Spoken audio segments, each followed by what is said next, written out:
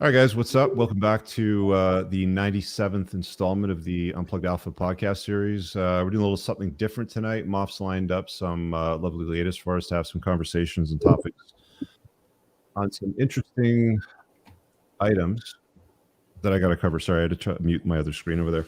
So we've got a whole bunch of trending ideas to sort of dive into. Some of these ladies you might actually recognize. They've been to some other podcasts in the past. I figured the easiest way to sort of start this maybe is just kind of go around the panel. What's your name? How old are you? And where are you from? And then we'll sort of get into topics. So Jessica, we'll start with you. My name is Jessica, and I'm 34. I'm actually live in Florida, but I'm originally from New York. Awesome. Amber. Hello, everyone. I'm Amber, and I'm from Chicago. And where are you located today? I am located in Chicago. Still awesome. Okay. Shania. Hi, I'm Shania. I'm 25, and I'm from Ventura, California. Cool. And Nicole. Hi, I'm Nicole. I'm 39. I'm in California as well. Awesome. So, Moff, you want to kick it off with what we've got tabled? We're probably going to do about 1.5 to 2 hours of some panel topics. And, the plan really is, guys, to test this out. I like testing and tuning things. I've always been a hands-on guy with stuff like this. So if things go well in this regard, I don't think having a panel of ladies on the Unplugged Alpha podcast itself is probably where we'll do it. We'll probably create something separate, just call it Ladies Night. So we'll be running them in parallel. So we'll see how the show goes. You let us know in the comments, and we'll take it under advisement. Moff, you want to kick it off with the first question for everybody? Yeah, so I think one of the things it's crazy how we live in a world that's like a 15-minute news cycle, but I think one of the biggest things that we've seen lately is all of the drama that's been going around with Adam 22. And I think what's interesting as a whole is not just talking about that particular situation, but I think talking about the emergence of sort of these poly or ethically non-monogamous relationships in general. So I would love to go around the room in the panel and just get a perspective or an opinion on monogamy versus poly relationships, arguments for, arguments against, what you personally feel. What you Are we going to use the Adam 22 story like kind of as the example with this one, or? Yeah, sure. I can go into that really quick. So Adam 22 was a podcaster. He was the No Jumper podcast. He married a woman who did, up until very recently, only girl on girl sex scenes. And essentially what happened was, for the first time in her career or life, and after they had been together for 7 years, she agreed, and he also agreed, to allow her to do a scene with another man.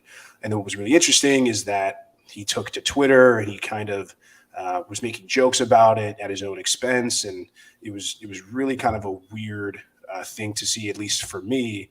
And a lot of people thought that maybe it was done because the No Jumper podcast had taken some heat in recent months, and it was kind of he was a shining star that was kind of waning, and a lot of people saw this as a way of kind of getting back into that spotlight. But obviously, the internet really had a field day with this, and a lot of people on one side said, "Hey, look, like it's 2023, sex is no big deal. People do it all the time. It's just sex; it's not a problem." And there was also people that said, "I can't imagine ever, allowing and condoning my wife or my woman to have sex with another man." So I'm curious to kind of see where the panel falls on this maybe particular issue, but kind of like on the monogamy versus non-monogamy, poly sort of stuff as a whole.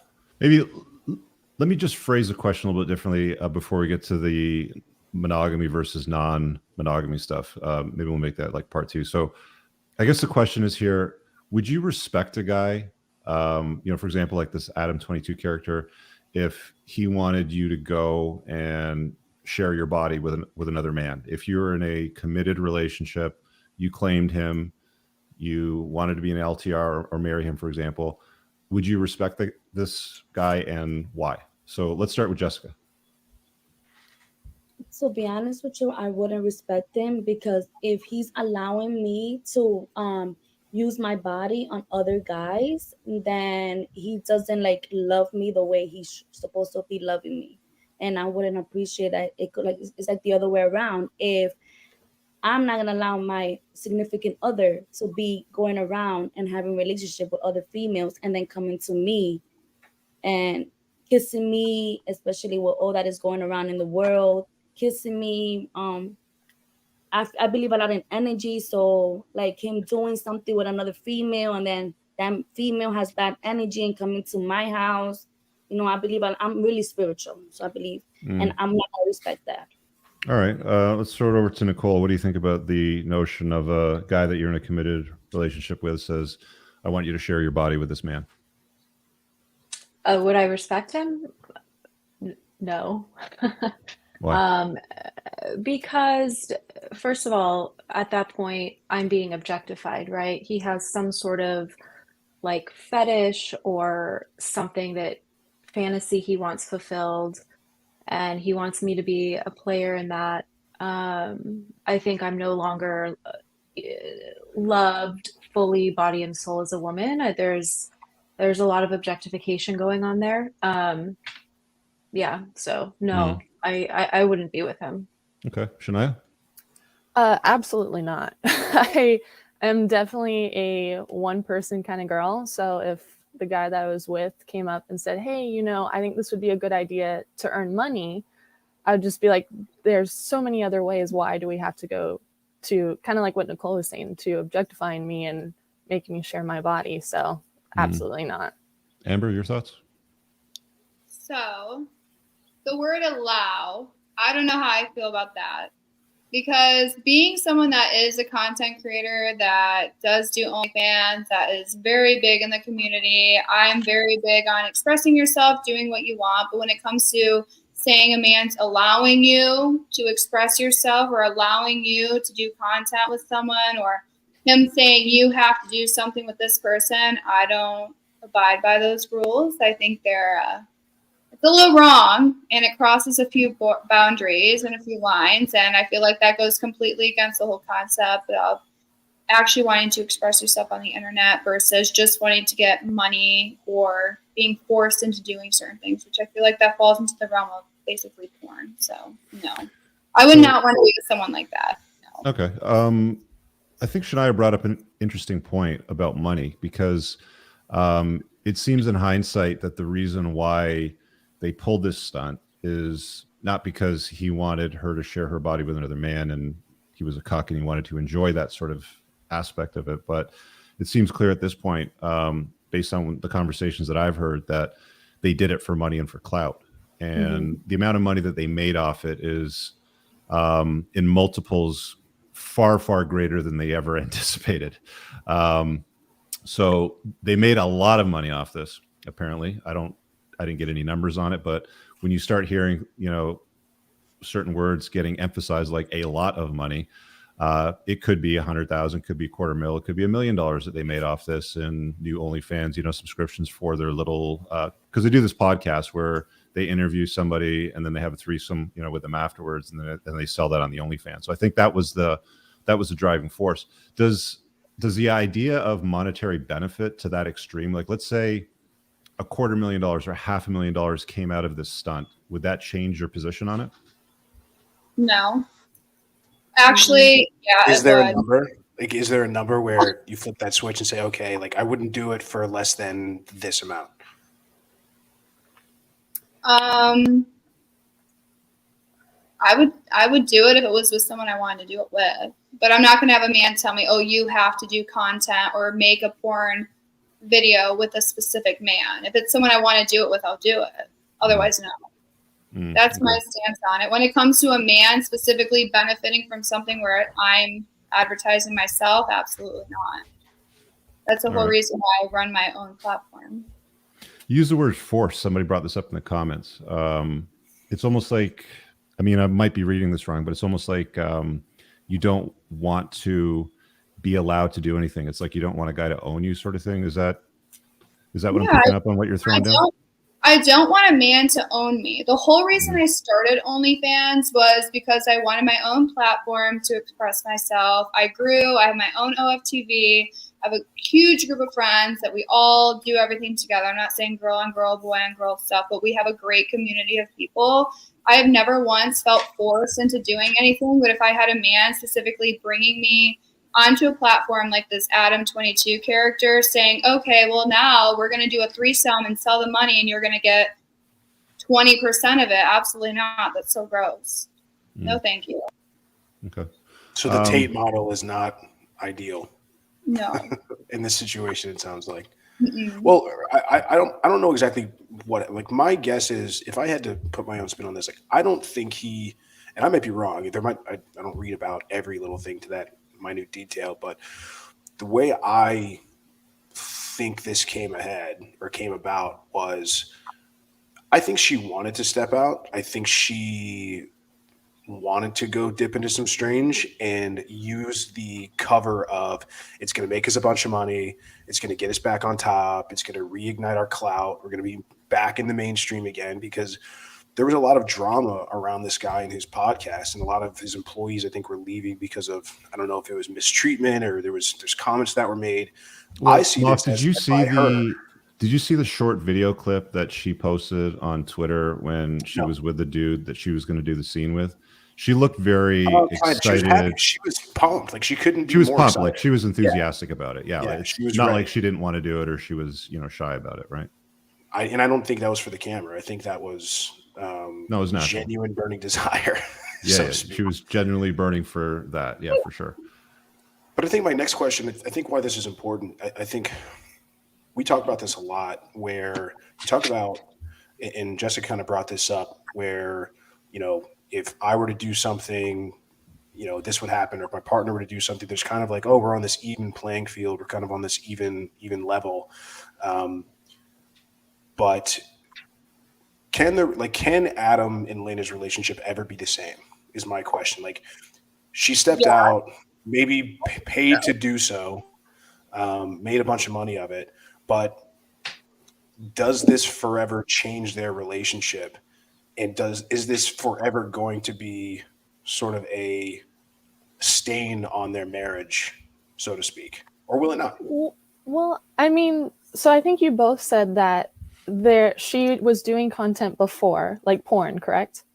But girl on girl. Girl on girl. Like, it was all girl on girl, and they were also doing it together. Like, they would bring girls on their podcast and they would have threesomes together. And it was never with another man. Gotcha. So, and they recently got married, right? Yes, after they were together for like 7 years, I think it was. Yeah, they have a child, don't they? Like a 7-year-old? I don't know, but they could. A daughter, yeah, from what I understand. I think they do have a child. Yeah. So then, they've been together for so long and they just got married and they've been doing this. So I think their relationship, I mean, it's none of my business. I don't care. But I think their relationship will basically be the same because it's always been a factor in their relationship. I mean, they made a career off of it. And but you don't think porn with a woman is different than a porn with a man? You don't think a woman having sex is different than a woman having sex with a man? I mean, porn is porn. Porn is porn. So, like, even if it is with another woman, it's with someone else. So, there was still kind of that adding someone in. There's just something going on. But I mean, like I said, I don't really know. It's none of my business. But I think it just seems like this has been a factor in their relationship for a long time, at least. You had a bit of a different opinion, Amber. Can you just state that again? Honestly, I think it's different. Girl on girl versus boy on girl is so different. It's completely different. It's two different realms. Why is it different? So, well, if it's just for fetish wise, girl on girl, whatever. It's hot, it's sexy, it's fun, turns people on. But when it comes to you sitting there fucking a random dude to make money, it's kind of gross. I'm sorry, but it's true. Unless it's someone that you're dating and you like them, or you have some arrangement going on specifically for content, porn like that, sitting around fucking a bunch of dudes is gross. I think it's gross. I don't do that. I'm not about it. But doing stuff with a girl is so different. I'll stand by it. 100%. Gotcha. Okay, so let's talk about the other item that Moff brought up at the beginning, where he was tabling monogamy versus non-monogamy, because one of the things that a lot of guys come across when they're on dating sites now is ethical non-monogamy. Women are posting in their dating profiles that they're single, but in some cases they're not. They're either married or they have a boyfriend and they want to step out of the relationship, and they call it ethical non-monogamy. Do you guys run into this? I assume most of you are all single, right?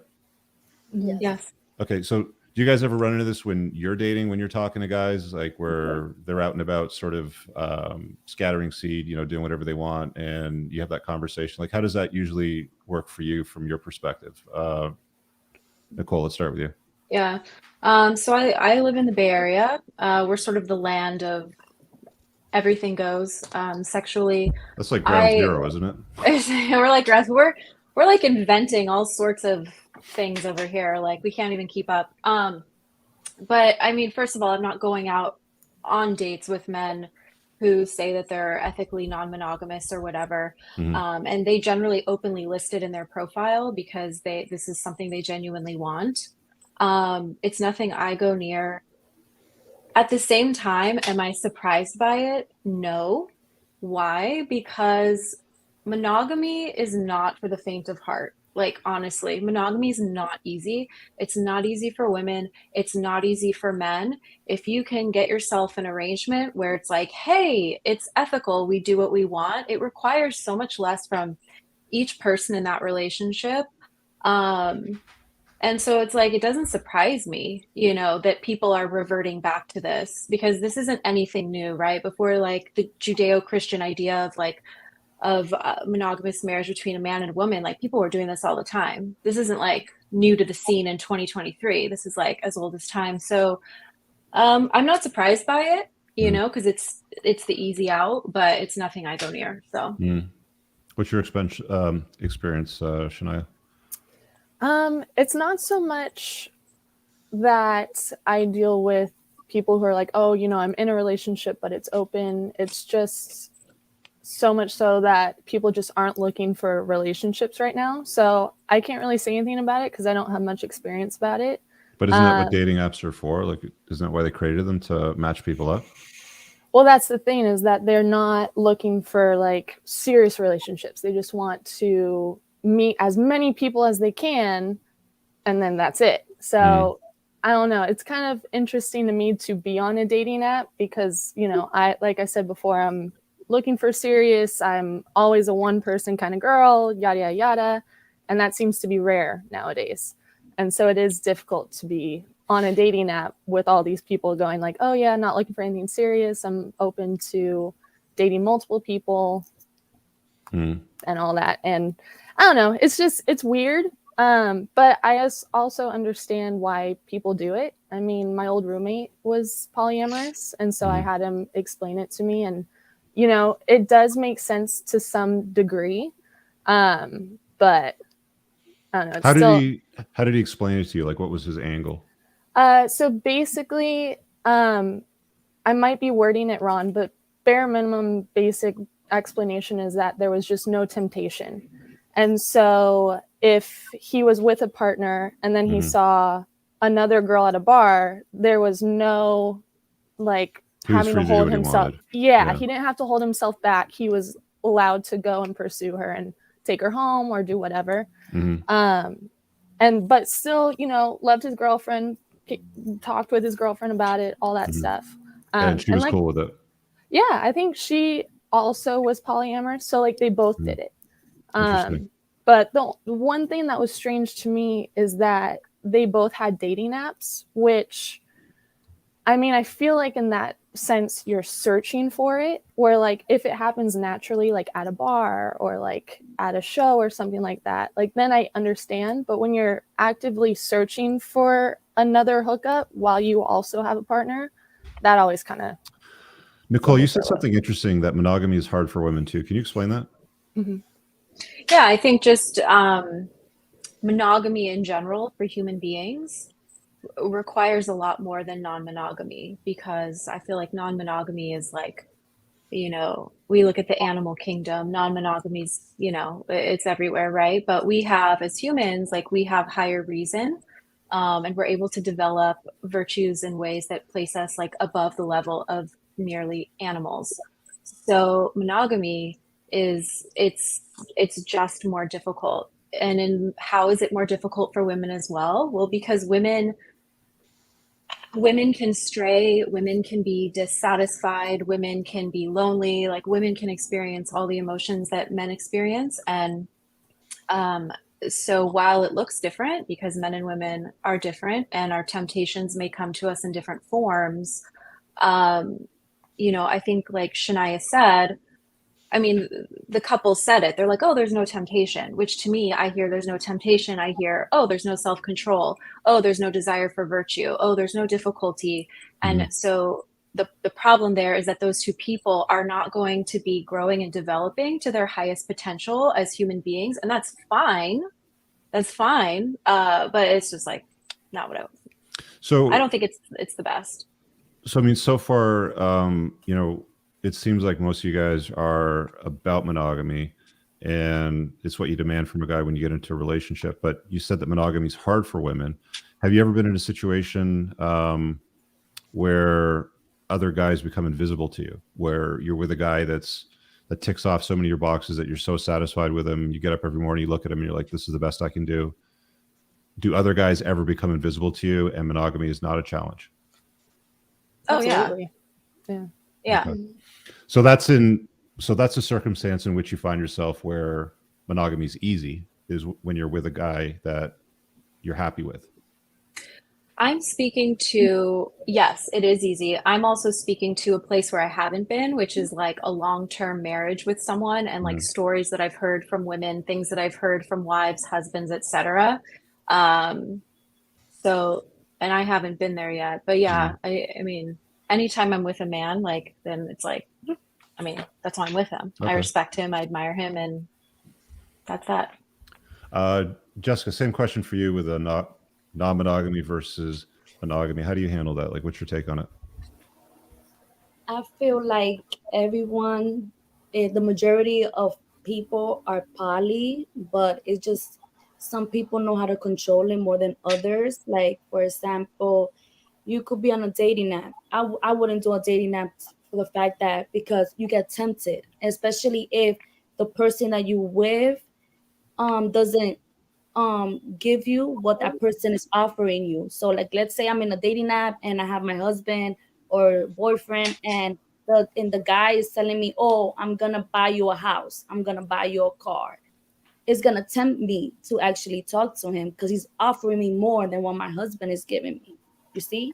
So that's why I wouldn't do no dating app. And I feel like when females or a male have dating apps or anything with like outside, like where they go out to drink or they're tempting. Like they're tempting to talk to other people and be with other people. Yeah, the temptation is always going to be there. Yeah. So I feel like it's hard and it's sometimes not hard. Okay. Amber, I want to hear your take on this. I left you for last because I know you're going to have a hot take. That's okay. Okay. So I actually don't use dating apps. I naturally meet men when I go out, and I've had the best relationships naturally meeting people. I'm actually very into monogamy. I don't see anything wrong with it. I understand the idea of wanting to venture off and be with multiple people, but that's also because of social media, base app, let's be honest, and everything else out there to make women and men look better than they actually are. I would rather be with one man. I don't care if he's a mid. I don't give a shit. Any guy I've ever dated, he's always provided me with exactly what I needed. He's always made me happy.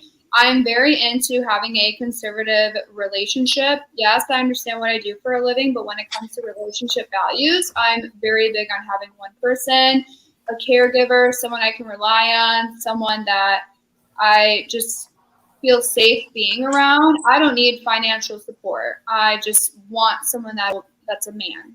A man. That's it. So let me ask you this then, because you said that you're monogamous and that you list off a lot of conservative values that you find attractive, that you desire. But what would you say to the guys out there? And I'm sure you've heard them say this before, but Amber, you're sharing pictures of yourself with other men for $5.99 a month. Well, I don't do that. But Do you I don't do you share know. nudes on your OnlyFans? Like, are they nudes or are they just feet pictures? Or I do nudes, but I also actually do very tasteful lingerie photo shoots. So a majority of the content I sell is actually lingerie. You could see it in Okay. that if you wanted to. So even the lingerie shoots, I think a lot of guys that you're looking for that you would deem to be conservative, conventional, they take care of you, they protect you, they take you out on dates and pay for stuff like that, typical stuff. Do you ever run into problems where guys are like, look, Amber, I dig your vibe, but I can't be serious with a woman that does this. I mean, like, even though it's just lingerie, you're still sharing a lot of skin out there. actually, no. Some of them find it to be hot. Interesting. They actually find it to be hot. Okay. Minus the nudity, minus explicit content. When it comes strictly to lingerie, me doing atmosphere events, me going to outings where I'm there showcasing myself as basically a prop, they find it to be pretty hot because I'm a desirable woman. And they like being with a woman that's desired. That's interesting. I don't Moff, really you have got any any thoughts on that, bud? Well, I'm kind of curious. I mean, why? I know it's hard to say. It's weird, but it's true. No, I mean, I think my curiosity comes from, if you being somebody, and I think everybody on this panel seems that way. Like, you want to be the caretaker, you want to be the nurturer to the man, and I'm hearing kind of these conservative values. I'm just curious why previous relationships haven't worked out. Because everything that I'm hearing, big question is, why are you single? Well, say it in a way that's that's the not case. like, but I think, what I'm hearing is I'm hearing a lot of conservative values. I'm hearing a lot of things that most men, I think, would be down for. They want their woman to be with just them, and they're looking for a woman that's not going to be dating a bunch of different men at the same time they're dating this guy. So that's what I'm kind of curious about. What exactly was the downfall? What exactly is the reason that these particular relationships didn't work out, or reasons? So I was actually in a very long-term committed relationship for 4 years. I was a stay-at-home girlfriend. We went to church every Sunday. I took care of the house. I knew the dry cleaning lady down the street. I did everything. And I loved the style of the relationship. I didn't like the controlling aspect of it. I had limited spendings, and I was limited about the people I could surround myself with. It was just a very controlling relationship. Once that ended, I actually went on a wellness retreat. I discovered myself, learned more about my internal values, decided to try my own thing, and life has worked out quite gracefully for me, to be completely honest. If I wanted to be in a relationship, I 100% could be, but I chose because of what I do for a living. I know it can be a challenge for most people, and when I signed up for what I did, I was willing to risk that, but I'm perfectly capable with finding a man that is willing to accept me for who I am, and if he can't, then he's not the right person for me. Can you be a little more specific? Can you expand a little bit on what you mean by, like, talk about like the spending limit, or I think more importantly, like the controlling aspect? Because I think we hear a lot of that. We hear this from women like a lot, all the time, right? And so we kind of get into these muddies of waters. We sort of muddy these waters between controlling versus like boundaries, or things I'll tolerate versus not. So, like, can you expand on that a little bit? I can. When it came to the controlling aspect, monetary wise, I was given a spending limit every month for basic essentials. If I bought anything else, he wondered how I could afford it, what I was doing, where I got the money from, why I was working, why I was doing anything that he couldn't do for me. And he felt that I was going against his values in our relationship for doing that. When it came to who I could surround myself with, if they weren't considered high value people, I wasn't allowed to be around them. I had to go to church all the time, which love the Lord, but why? I don't want to have to go every single Sunday, every Wednesday, do all these crazy things. I was just forced to do things I didn't want to do. And it kind of put me into this weird little, like, tiny little bubble, and I felt I couldn't get out of it. So I finally did. And Would you consider yourself a feminist, Amber? no. No? Not a feminist. Absolutely not. Okay. Do I sound like one? When you talk about liking conventional conservative guys that are, you know, going to take you out on dates and look after you and protect you and all that sort of stuff. Like that's pretty normal, right? But when I hear women push back on that and say, like, I don't want to be controlled, I don't want these boundaries, I want to earn my own money, that starts to sound a lot like the feminist narrative too, though. I mean, it wasn't so much I wanted to earn my own money. It's more so I don't want to be questioned what I'm doing all the time. If it's benefiting the couple, me and the man I'm with, why am I being questioned so much? Everything that I'm doing. Got it. Okay. Can I chime in here for 1 sec? Yeah, Nicole, something I hear like floating around the like manosphere, red pill arena is this word control. And control is not good in a relationship. It's not good for men to exercise control over women, and it's not good for women to exercise control over men. Because in a controlling environment, your free will is not fully able to be activated. And in that sense, you can't even freely love someone. So I think let me just stop you there because I want to go back to the control Okay. thing, right? So let's use one of the elements that Amber brought up as a controlling thing, like who she can hang out with, right? Were these other guys? Were these ex-boyfriends? Were these male friends? Like, who was it that he didn't want you to hang out with? These were girlfriends that he thought were too fun to be around, that they wanted to go out and do things, and if I went out with them, I got myself into trouble. Okay, so they were party girls. Party girls. Yeah. Okay, so back to Amber's point. So I'm dating a gal and she likes to go out partying, right? Like she wants to go out every other night and spend 2 or 3 nights a week out, getting drunk, going in a nightclub, just getting all dressed up. She's coming back at 2, 3, 4 o'clock in the morning, you know, drunk as hell.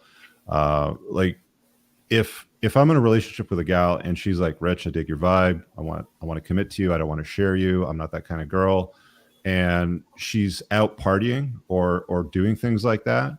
That's one area that I put my foot down and say, well, I like you too, but I don't take women seriously that spend their, you know, weeknights and weekends partying, you know, with their girlfriends. Right. Right. And I don't think that's controlling. I think that's setting a healthy boundary in the relationship. Would you agree or would you disagree with that? But I'm going to push back on that because a man knows how a woman is and who she's spending her time with and what her lifestyle is prior to even getting to a point where they're having this discussion. I totally agree. And that's why can I finish, I'm saying though? that when she comes at you with the, I want to be in a relationship, that's when you're in a position to say, well, I can't take you seriously if you're out partying, right? Like, well, but maybe that I'm not talking about being in a relationship at that point. Like I'm talking about dating. Yeah. Like that's where you have that. So what are you doing? You're like the man is sleeping with her and having fun with her and doing all that. Dating. Yeah, it's okay. You know, it's the first 4 or 6 weeks. So first of all, I would say they're both in the wrong because the man is seeing this woman as like he knows that he doesn't want her for long term, and yet he's staying there, sleeping with her and objectifying her in a way where like he should do the honorable thing and say, hey, this woman's beautiful, she's fun, but like I know she's not the woman for me, so I'm gonna pull away and stick to finding a woman who I say has the virtues and values I want. Okay, so that's one thing. He has discerned poorly the woman he wants to be with. So let's say it's going on, it's like a mutual friends with benefits, they're both in the know, sleeping together, doing all this, she has her friends, and she says to him, or he knows about her lifestyle with her friends, he can absolutely have a standard and a boundary where he says, I don't want to be with a woman who's going out getting drunk, snorting cocaine, creating OnlyFans content, but he does not have a right to exercise control over her and say, you need to stop doing these things, da-da-da-da-da. He should just be like, this woman does those things and that's not my vibe, and walk away. Why is he trying to control her? And on the flip side, the woman, she can also leave at any time. So boundaries are good, but the people need to walk away, not try to behavior control the other person. They need to go find someone else. Yeah, the difference is this. There's a couple of differences. For one, like I wouldn't expect a woman to act like she was in a relationship if she was single. Like if you want to put bikini pictures or lingerie pictures on your Instagram and you want to go party it up in the clubs and be on dating apps because you're single and you're trying to advertise yourself to another potential man, that's totally fine. But that's what that is. Like that's an advertisement to men and to get the attention of men. And if we know anything about female dating strategy, mating strategy, it's hypergamy and try to find a guy she can lock herself down with. And so when that's achieved, when she's in a relationship or when she's identified a guy that she wants to be with, Mhm. what is the purpose and or benefit of continuing to act in a way that is still advertising herself or is still doing things that is going to invite male attention, like going out to clubs, going and posting pictures on social or anything like that? I think it's perfectly valid to enjoy spending time with somebody. And I mean, look, both men and women nowadays, we all date non-exclusively when we're dating until we decide like, hey, I want to be with this person. And then the conversation happens. Then it's the where are we talk. Well, where do we stand? Okay, well, and it's never if we're going to be together, you're not going to be allowed to do X. It's I don't date women that do X. And that's Okay. where that sort of line is drawn. So I can totally see why a guy would not be okay with or would not expect a woman to carry herself the same way as she did when she was single when they were in a relationship. Mhm.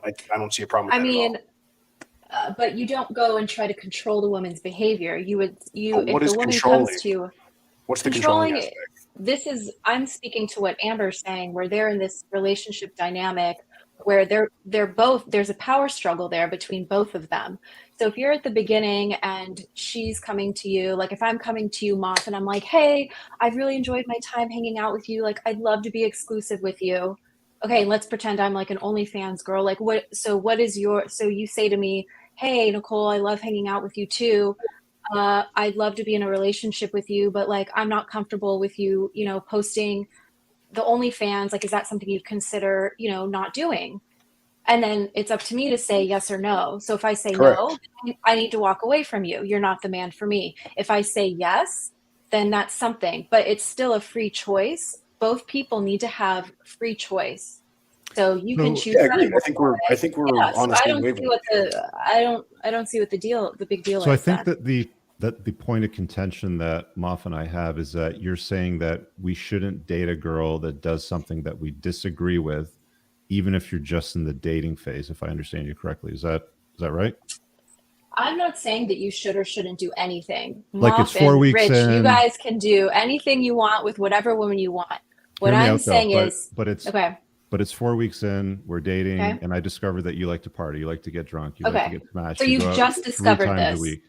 Okay, Doesn't matter. okay, I learned this behavior about you. okay. Is it you telling me now that it's my responsibility just to cut you off because I find out that you're a party girl? No, that's not what I'm saying.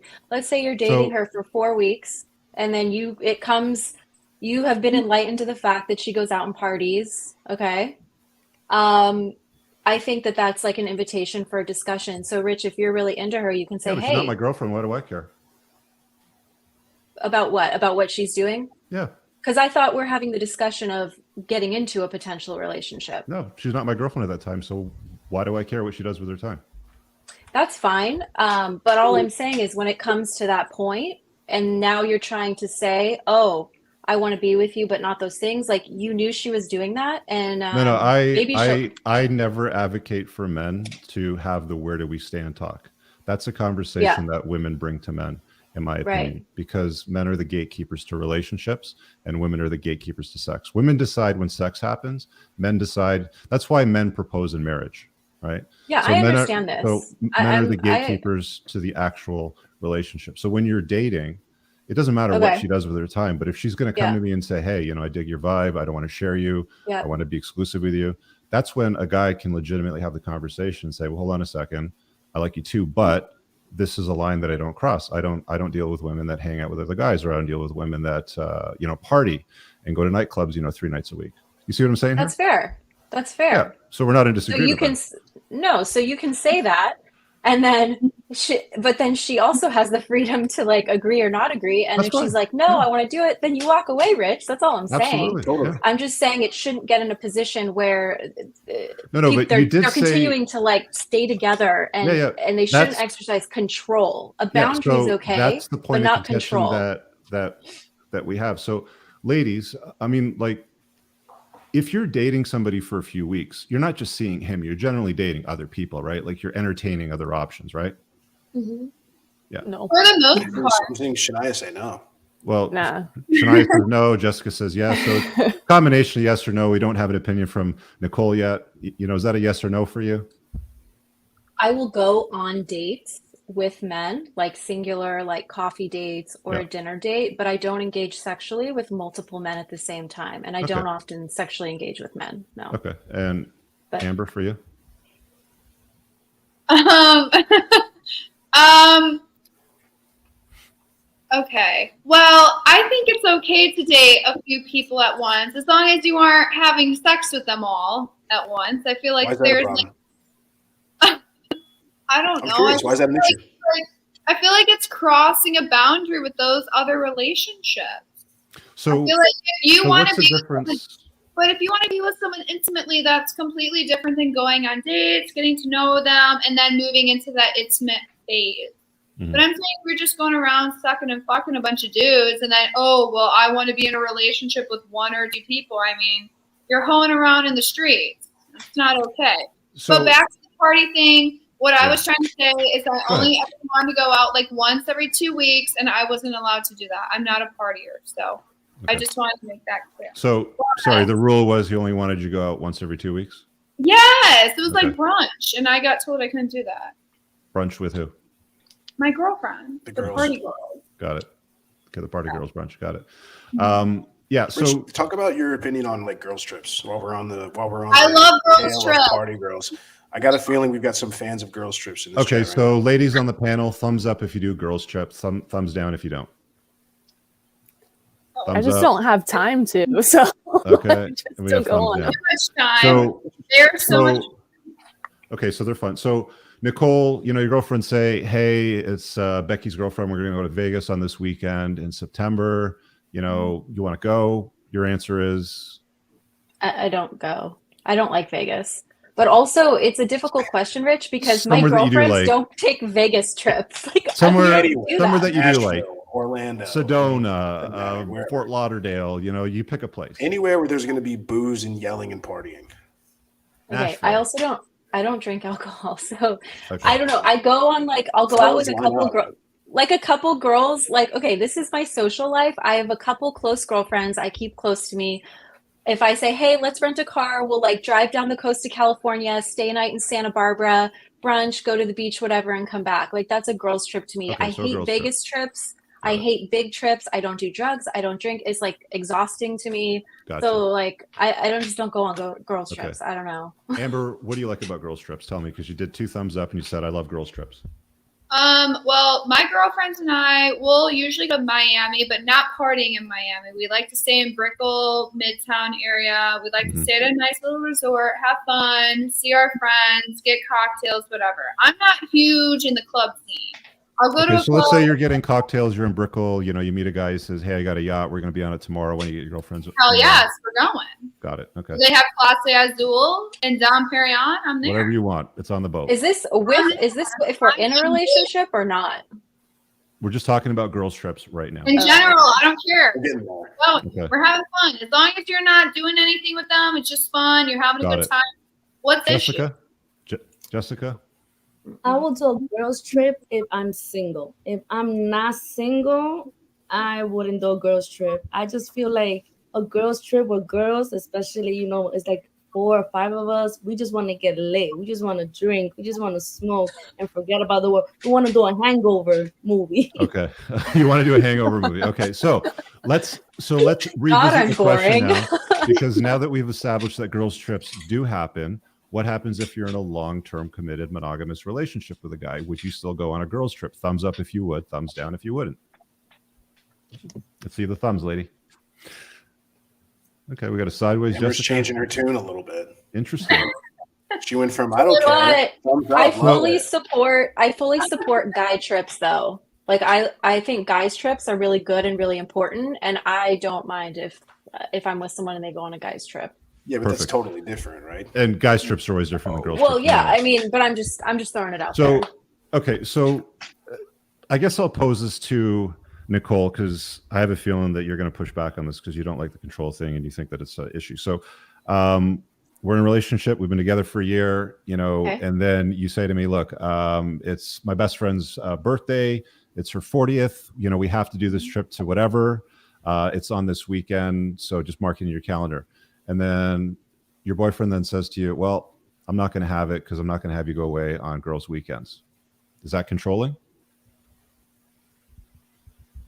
So, or is he protecting okay. the integrity of the relationship because he doesn't want you exposed to any sort of problems? So this is like a Vegas girls trip situation. Vegas, Sedona, Fort Lauderdale, Cancun. You pick the place. Yeah, Nashville. and we're gonna hypothetically pretend that I'm into drinking and partying and doesn't going matter if on you yachts are and or you stuff. aren't, but your friends are because you're going partying to a Okay. place, right? So I would say for a man to say you are not doing this, that's not appropriate. He No, could say something like, you can hey, go and do it, but you'd be single when you came back. So let's just put it that way. okay, then that's fine. Then each person can make their choice. So Right. I will be single when I come back if I choose to, or I'll choose not to go. So it really depends on the value of the guy. Like if he's a high enough value guy and you respect him enough. No, and it you see doesn't him as the depend best on you can do. that. No, it doesn't depend on that. What would No, it it depend would on? Because it depend. seems It like would there's a depend depending on. issue here. Yeah, it would depend on what the trip was, like who they were. Like I know my girlfriends and I know what we would do on a birthday party. He literally would have nothing to worry about. And so assuming he knows me and knows my friends and knows my social life, and then he came and was like, well, you can go to so-and-so's birthday, but you'll be single when you come back. I'd be like, okay.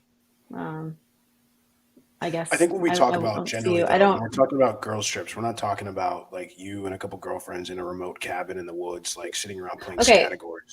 We're Well, that's talking what I about do. I know, That's what but I do. I think you're an outlier in this particular scenario. I think we're talking about trips Well, to Miami or yeah. birthday parties. We don't bachelorette know you parties well or enough to know all what of you do that. on your Like, girls trips. So we're I just think Okay. assuming standard girls. that's where we're kind of we're talking about your standard girls trip where there's gonna be partying and boats and pools and all this kind It's of her nonsense 40th going on. birthday. It's got to be a party, right? Right.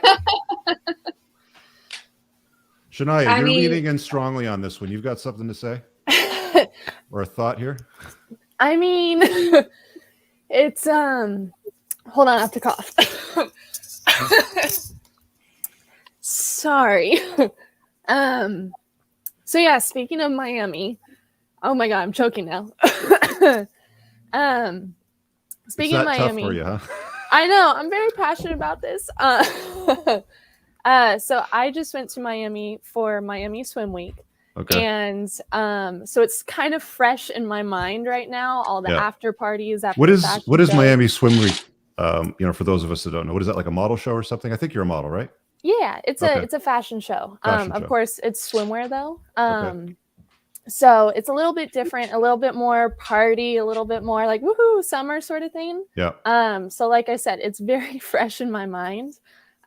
So when you brought up like, oh, like the stereotypical girls trip to Miami, absolutely not. I would never in a million fucking years go to that if I was in a relationship because that was insane. And like I'm with Nicole. I've never touched alcohol. I don't do drugs. I don't smoke weed. I don't do anything like that. I'm in bed by 9 p.m. So Let me ask this, Shania. Like, is part of your denial that you would do this is because what a lot of women like to do, they like to deny what goes on girls' trips. They say, oh, it's just dancing or it's just fun or it's just a boat, no big deal. Mm-mm. But you're saying you know what goes down. Can you enlighten the audience a little bit? I mean, I've never been on a girls' trip myself, but if it's anything like the after parties of Miami Swim Week, there's drugs, there's flirting, there's sex in the bathroom, there's... But how do you know about the drugs, sex in the bathroom, and flirting if you go to bed at 9 o'clock? I'm confused. Well, I had to go to the after parties. I was in the show. Oh, got dragged to it. Oh, I know. Got it. Okay. But yeah, I'm definitely one of those people that like sits in the corner and just watches, and make sure all of her friends get home safe. But it's insane. 100% I'll be straight up that there's definitely some weird shit going down. So is it unreasonable for a guy in a relationship to say to his woman when she announces that she wants to go on a girls' trip, no, you can't do that if you're in a relationship with me, or go if you want, but you'll come back single?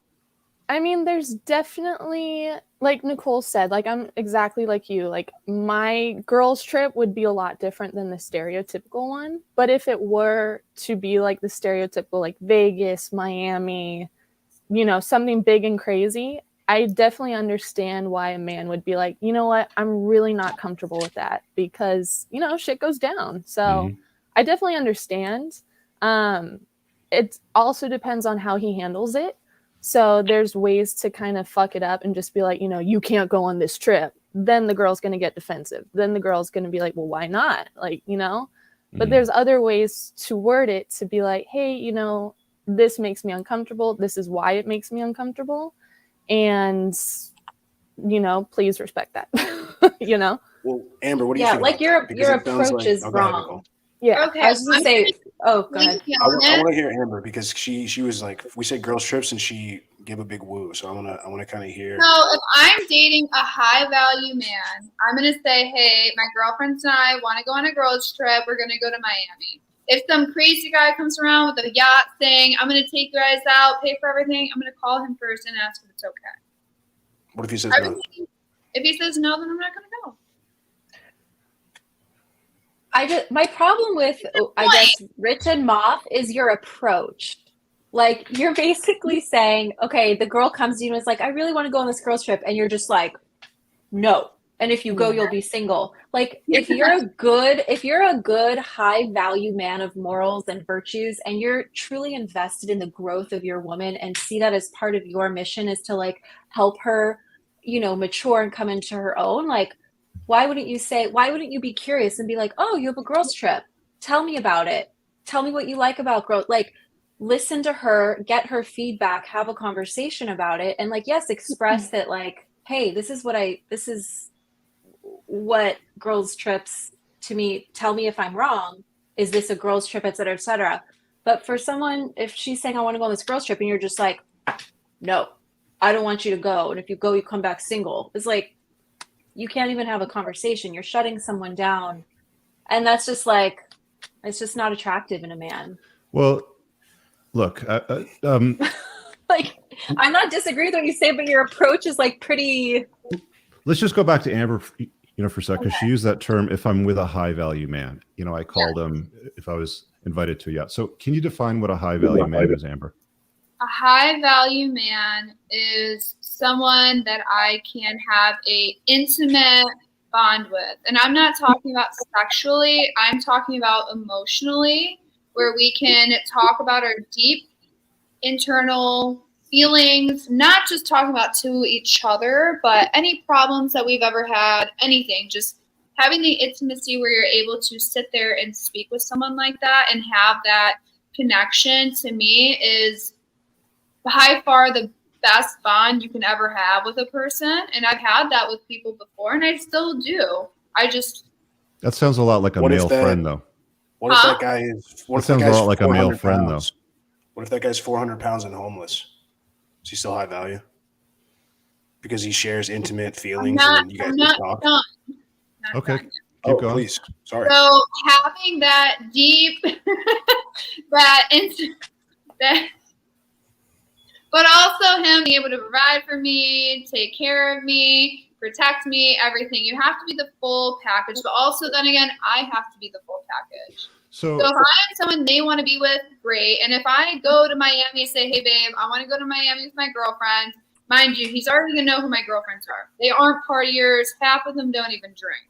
Okay, so let's just go back to the high value man avatar that you're describing. Okay, the avatar, yes. Because, I mean, what you said there, the initial description that you gave us was basically a male best friend to a woman, right? Who's like the nice guy. But then you went further and you said, you know, he provides for me, he protects me, you know, he looks after. Like, if a man has a responsibility to protect you and provide for you and look after you, shouldn't he have some authority over you? Well, 100%. I agree, which is why I said if I'm going to go on a girls trip. Shouldn't he have a veto to say, no, if you go on a girls trip, then you're going to come back single? Well, I'd be like, why would I come back single? Because I want to go on a girls trip with my friends. Because I'm not having my woman run around in Miami going on other guys' yachts while I'm sitting here like an idiot. Well, what if it's not Miami? What if it's going to our friend's grandparents' house in South Carolina? We're all well, we were talking about the Miami yacht before, so I'm assuming that we're staying on the same Okay, Girls Miami yacht. I'd be like, all right, well, I won't go on the yacht, but I want to go to Miami. What else are you going to do in Miami? You're going to go to the clubs in Miami? Going to go to the No, bars in I Miami? would go to You're gonna go to Miami, like, Fashion Week, bro. Everything happens after 9 o'clock. It's true. I honestly, Yeah. anytime I've been in Miami, I have barely gone to any clubs, and I'm 100% have not really gone to the club. We go to the So beach. girls, I so think girls we're are taking losing girls here, trips to though. Miami now and not going to clubs, Yeah. not going to the beach. I not don't go to drinking. South Beach. I stand by it. I haven't been on South Beach in a very long time. Okay. I think ultimately what we're trying to get at here is that girls' trips generally involve nefarious activities. What about boys' And- trips? We can talk about about boys' boys' trips. We Last got a time boys' Moff and trip I coming went up on in a boys' couple trip, we months. were in the middle of Texas shooting pigs. It's true. Oh, but we're at the Why boat. are you, but my question is to Moff and Rich and to these other men, why are you going after these women in the first place? There are so many women who don't engage in these things. Why are you going to take the battle on Oh, of we're not. We're even not. getting with a woman who does this? Like, you should be discerning. covered You're this the already. gatekeeper of the relationship. Just date someone else and don't We've already qualm covered that. about We're not. the We've We're girls not trip, chasing right? relationships But with women that are party girls. a girls' trip could be anything. It doesn't have to be every weekend. It could be like a bachorette party. It could be a birthday party. It could be anywhere where they want to get on a plane to go to a destination that's not like, I mean, So any sort Well, of girls' trip. I mean, it's not like it there's a has to be difference every between weekend going on thing. vacation. It sounds like you're saying if you're dating someone, she can't go on any kind of vacation without you. Is that correct? Or just specific No, not girls' trips in the necessarily. ways? Okay, because if you're gonna tell a girl that you're dating that she can't even go on vacation, that's a Like my problem. girl goes on vacation with her parents. That's cool with me. Okay, Yeah, so I can think she it depends go? who she goes out with. What was the question, Jessica? I think it all depends who she goes out with. Because if you're dating a female and you know that her friends are out there and they swingers, you're not gonna want your female with them. Well, look, I mean, ladies light up to the idea of a girls' trip because they're fun, right? And fun things happen on girls' trip. And what happens, on that girls' trip usually stays in that town where you do the girls' trip. So it's like, it's just a protective measure. If the guy cares about the woman in the relationship and the love that they've created, he's going to set a healthy boundary and say, no, you can't go to places like Miami and Vegas and spend weekends and do birthday parties and bachelor parties and things like that. If that's what you want to do, then be single and enjoy, right? And no hard feelings. I don't think there's anything wrong with that. Do you ladies think that there's anything wrong with that? I think there is something wrong with what you're saying. You're Well, saying that someone can't do something. She can. You're She can saying a do it. It's boundary just for I'm not going to you, be there when she comes back. and that's totally valid. But I think words are very important. So when you say she can't do that, she can. But you can choose to exit the relationship with her if she does it. And I know that's like maybe I'm splitting hairs, but using words like control and can't and boundary and standard, like they're all different. So control, bad. Telling someone they can't do something, bad. Boundaries, good. Standards, Well, good. I mean, like you could Choosing argue to that walk away, good. Well, I mean, like you could argue that a woman tries to control a man when she tries to enforce monogamy on him, right? Because men and women are very different. Men like to scatter seed. There's a reason why we produce thousands of sperm every month and women only produce one egg. Women never understand this concept, but men are constantly horny, right? And I then, wouldn't you say get women into never a understand long-term that. relationship, and then guys typically abandon that sexual strategy of scattering seed or dealing with other women to be with you, right? Mm-hmm. So isn't that a control mechanism that women enforce on men? I would say that women can be just as controlling as men, and I see a lot of instances where women No, but I'm asking you do. specifically in that one example that I just gave you. Like, If a man has not freely chosen monogamy, if he's been forced or coerced or controlled into it by a woman, then that's bad. If a man is freely but I mean, you do choosing realize that monogamy, most men do get themselves in a scenario where women enforce monogamy on them, and then they're forced to covertly cheat. if someone's being forced, I don't see why the man would be letting her force something on him. If he doesn't want something, he should step away from that. If he's choosing to freely say, yes, I want to be in a monogamous relationship with you, or yes, freely I want to marry you, because like you said, you are the gatekeeper, then he's choosing that. She's not controlling him or forcing him to. He has a choice to stay single. He has a choice to be polyamorous. He has You'd a actually be choice to sleep surprised. around. You'd actually be surprised how many guys find themselves in an environment where she's like, I want to be with you. I don't want to share you. I'm not that kind of person. I just want to be with you and be in a monogamous relationship, right? And then the concept that women don't understand, again, is that guys have a different sexual strategy than women. The other thing, too, is, you know, most of the time when a woman says to a guy, look, I want to claim you. I don't want to share you. I want to be exclusive, you know, like that, you know, like the talk, you know, sort of thing. She's already shared her body with a bunch of other guys before, right? So you see what I'm saying, right? Like men have to abandon certain innate desires that they have to placate women a lot of the times, right? So I don't think there's anything. It's a man's choice. It's a man's choice and a woman's choice to decide what kind of relationship they want to be in. If a woman is pressuring a man saying, I know, but you seem to have an issue with a guy that. setting boundaries, but it's okay when women set a boundary, like, I don't want you to cheat on me. No, I think boundaries are very fair, acceptable, and necessary for both men and women. But what you're saying is women are controlling men into monogamy when it goes against man's nature generally to be monogamous. But what I'm saying is the man's choosing to be in that monogamous relationship, and he has a choice to not be in it. So if a woman's pressuring him and trying to control him into it, and that's not what he wants, instead of trying to placate her against his own will, he should say, no, that's not what I want. Walk away and go be with other women. I don't deal with women that go out and party, or I don't deal with women that hang out with men from their past. You know, sometimes women like to have lunch or brunch or dinner with an ex-boyfriend or something like that, or a coffee. It's just a coffee. He's just a friend. But I mean, like, the reason why guys I don't think that's good.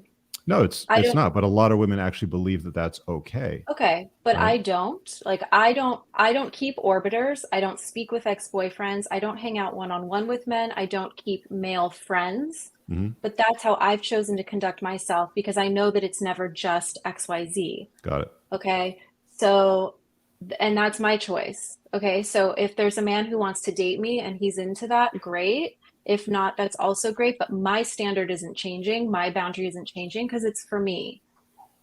Okay, let's do this because we got a bunch of other topics that we want to hit on. I need to run the ad reel, pay some bills. So we'll be back in like 2 minutes and we'll deal with the rest of the stuff that we got as well. Thanks. This episode is brought to you by the Unplugged Alpha Supplements and Grondike Soap Company. Brothers, if you're like me and you take what you put in your body seriously, you'll want to use the Unplugged Alpha Supplements. An obsession with absorption is what sets this line apart from the others. You want to make sure that you absorb as much of the supplements as possible so you don't end up peeing out expensive urine. My supplement line is made in the United States from the highest quality domestic ingredients. And unlike cheaper supplements from China in plastic bottles, mine ship in dark glass bottles to keep your supplements fresher, longer, and won't seep endocrine disrupting plastics into your supplements. Nothing is a hard tablet. Everything is in an easily digestible, bioavailable capsule. You can filter all products by various categories, including testosterone support, estrogen metabolism, fat burning, immune health, sleep support, and performance. Visit theunpluggedalpha.com/shop and use the subscribe and save option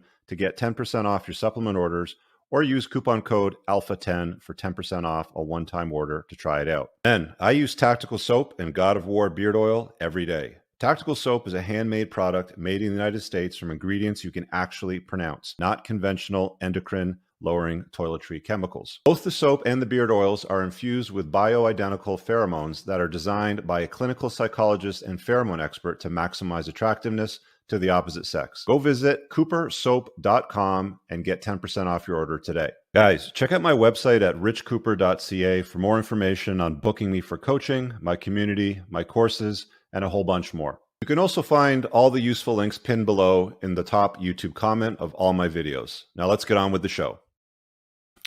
Moff, what do you got next for us on the itinerary of topics we were going to hit on? And this is great, ladies, by the way. This is really good conversation. Thank you. Yeah, well, Nicole, who hasn't spoken up, she had an interesting, she said something specifically about, there was something RedPill, or there's sort of this guys want to be red pill, but they don't have the means, or they don't have the money, or the status, or the game. Can you expand a little bit more on sort of this philosophy that you had? What does that mean? I'd love to hear it. I want to hear more. Not a philosophy that I had, but as I feel like there's a lot of definitions of like what red pill is. So like maybe we should establish the working definition for this conversation. My perception of it is that it's a group of men who like want to achieve great things, right? There's this whole thing of like, be disciplined, make money, take care of yourself, be in shape, like don't be beta, so that they can attract lots of women and basically be able to have multiple girlfriends, non-monogamy, one directionally, right? Like full loyalty from the woman, but they may have like multiple, like Andrew Tate, like that's what I think of. What I was saying is that a lot of men I see who are like, I'm red pill, like this is going to be my lifestyle. It's like, bro, you don't even have the money for that. Like, it's like one woman doesn't want you and you want 6 women to want you. Like Andrew Tate, like say what you will, but like it says something about men when like multiple women are willing to be with one man. They're willing to share a man because the pool of other men is so bad.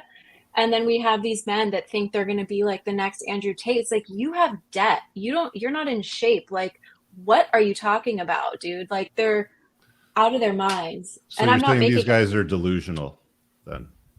I'm saying a lot of these men that like want to be red pill do not have the means to be red pill in the sense of like to be like Andrew Tate. No, I think you're right for the most part with that. I mean, like, would the other ladies agree with that? Do you have a disagreement with that one? I love Andrew Tate and Christian Tate. I think they're amazing. I think they're so sexy. I love their values, and I 100% agree with Nicole. There are so many men out there that are trying to be at that caliber, and they just aren't. And they walk around, oh, look at me, look at this. Ooh, I want this woman, that woman. Please. But I mean, Amber, you just said that you love Andrew and Tristan Tate and everything they're about, but they're also the kind of men that would say, Amber, if you run an OnlyFans, you need to give 50% of your money to me because I own your body. Because you're with me. Would you have a problem with that? We can come back to you. Now we're thinking. I don't know what to say. Yeah, like, see, this is... You like a lot of the features and benefits of top shelf men, but then when top shelf men say to you, like, well, I have certain boundaries that I can't have you cross. But they want to have like 7 to 8 women in their life. Why am I going to be told, oh, I can't do this? Yeah, I'm bringing in my own money. I'm doing my own thing. If I'm like their number, I don't know. I'm so confused. But then you can't be with an Andrew Tate because that's part of the package. Part of the package is you're one of many women to him, and that he has like a large say over your life in particular ways in exchange for the lifestyle and sense of material security and child support. I would do it. Why not? So you would abandon that value because he's a high enough value man? Yeah. Interesting. 110% I would. If I knew I was... Nicole, you're shaking your head. That's a no for you. No, it's a no. Oh, go ahead. Sorry, Amber. Hell yeah, I would do it. Please. Easy. Okay. Easier than done. But I mean, like, you were also in a relationship with a guy where you were a stay-at-home girlfriend and he took care of you and he set boundaries. But what? He wasn't high enough value. He didn't have enough money. He didn't have a Bugatti, a certain color. I mean, you had a problem with him when he set boundaries, but then you're also saying, "But I love Andrew and Tristan Tate, and I would comply with the rules." That relationship, I was emotionally tormented, so it's a little bit different. Okay. All right. You can't have different standards. Like, here's the problem. Like, men and women, like, you can't have fluctuating, like, standards. Like, those are intrinsic to you, and you should be holding to your standards, your boundaries, your values, no matter the people around you. Otherwise, you're going to be, like, over here, you're over there, this guy, that guy. Like, these are things, boundaries and standards. Those are for us. Those are for us and other people who come to us. We say, hey, does that match? Not like, oh, I'm going to throw my values out. I'm 24. But look, the average woman's ego has been so overinflated because of the globalization of the sexual marketplace and Instagram and constant simps and comments and DMs. I mean, so we have all of these average or below average women that are making these outstanding demands about what they won't settle for in a man, and they need to have. She's 200 plus pounds and, you know, sits on her ass all day, but she wants a guy that's 6 feet tall and has six-pack abs, makes a six-figure income, can pay all her bills, because she's getting her ego inflated by guys on the street, guys at a gym that are looking at her, or on Instagram or any of these social media. So when I constantly hear women say things like, I have my standards, I have my boundaries, I'm not going to settle for less than I deserve, I know my worth. And it's like, well, whether we like it or not, we don't get to dictate our own worth. Our worth is determined by what somebody will pay for it and what the market dictates. You don't get to march out a junkyard car on the front of a lot and just slap a $100,000 sign on it because that's what you think it's worth. It's whatever somebody will pay for it. Moff's actually agreeing with your point, Nicole, because I just have a problem with his. So Moff, when you say that a person's worth is determined by all these things, as a Christian, worth is not intrinsic. On a human level. And not on a human level. You're talking about like societal. Yes. On the sexual marketplace. Sexual marketplace, Fair. I just wanted to clear that up because you just said a person's self-worth, and I was like, red flag. Like, we're all beloved children of God. Our worth is equal. But in the socio-sexual market, okay, fair. Well, I disagree with that, but we don't have to get on that road. So let me ask you. Okay, so let me ask the ladies this question. So you're all single. You know, you're dating. What percentage of men that you come across are you seeing as boyfriend type of material, like long-term, you know, father of your children, like whatever it happens to be that you're looking for? Like, what percentage of men that you're dating meet that category for you right now?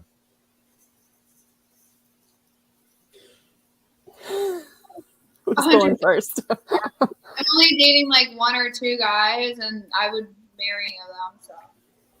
No, I mean, like, of the men that you've dated, let's say since the start of the year, like what percentage of men that you've dealt with would be that long-term type of relationship material? I've only dated like two guys this year. And both of them tick off all the boxes? I would say so to a degree, but like you said before, it's very hard for many men to understand what I do for a living.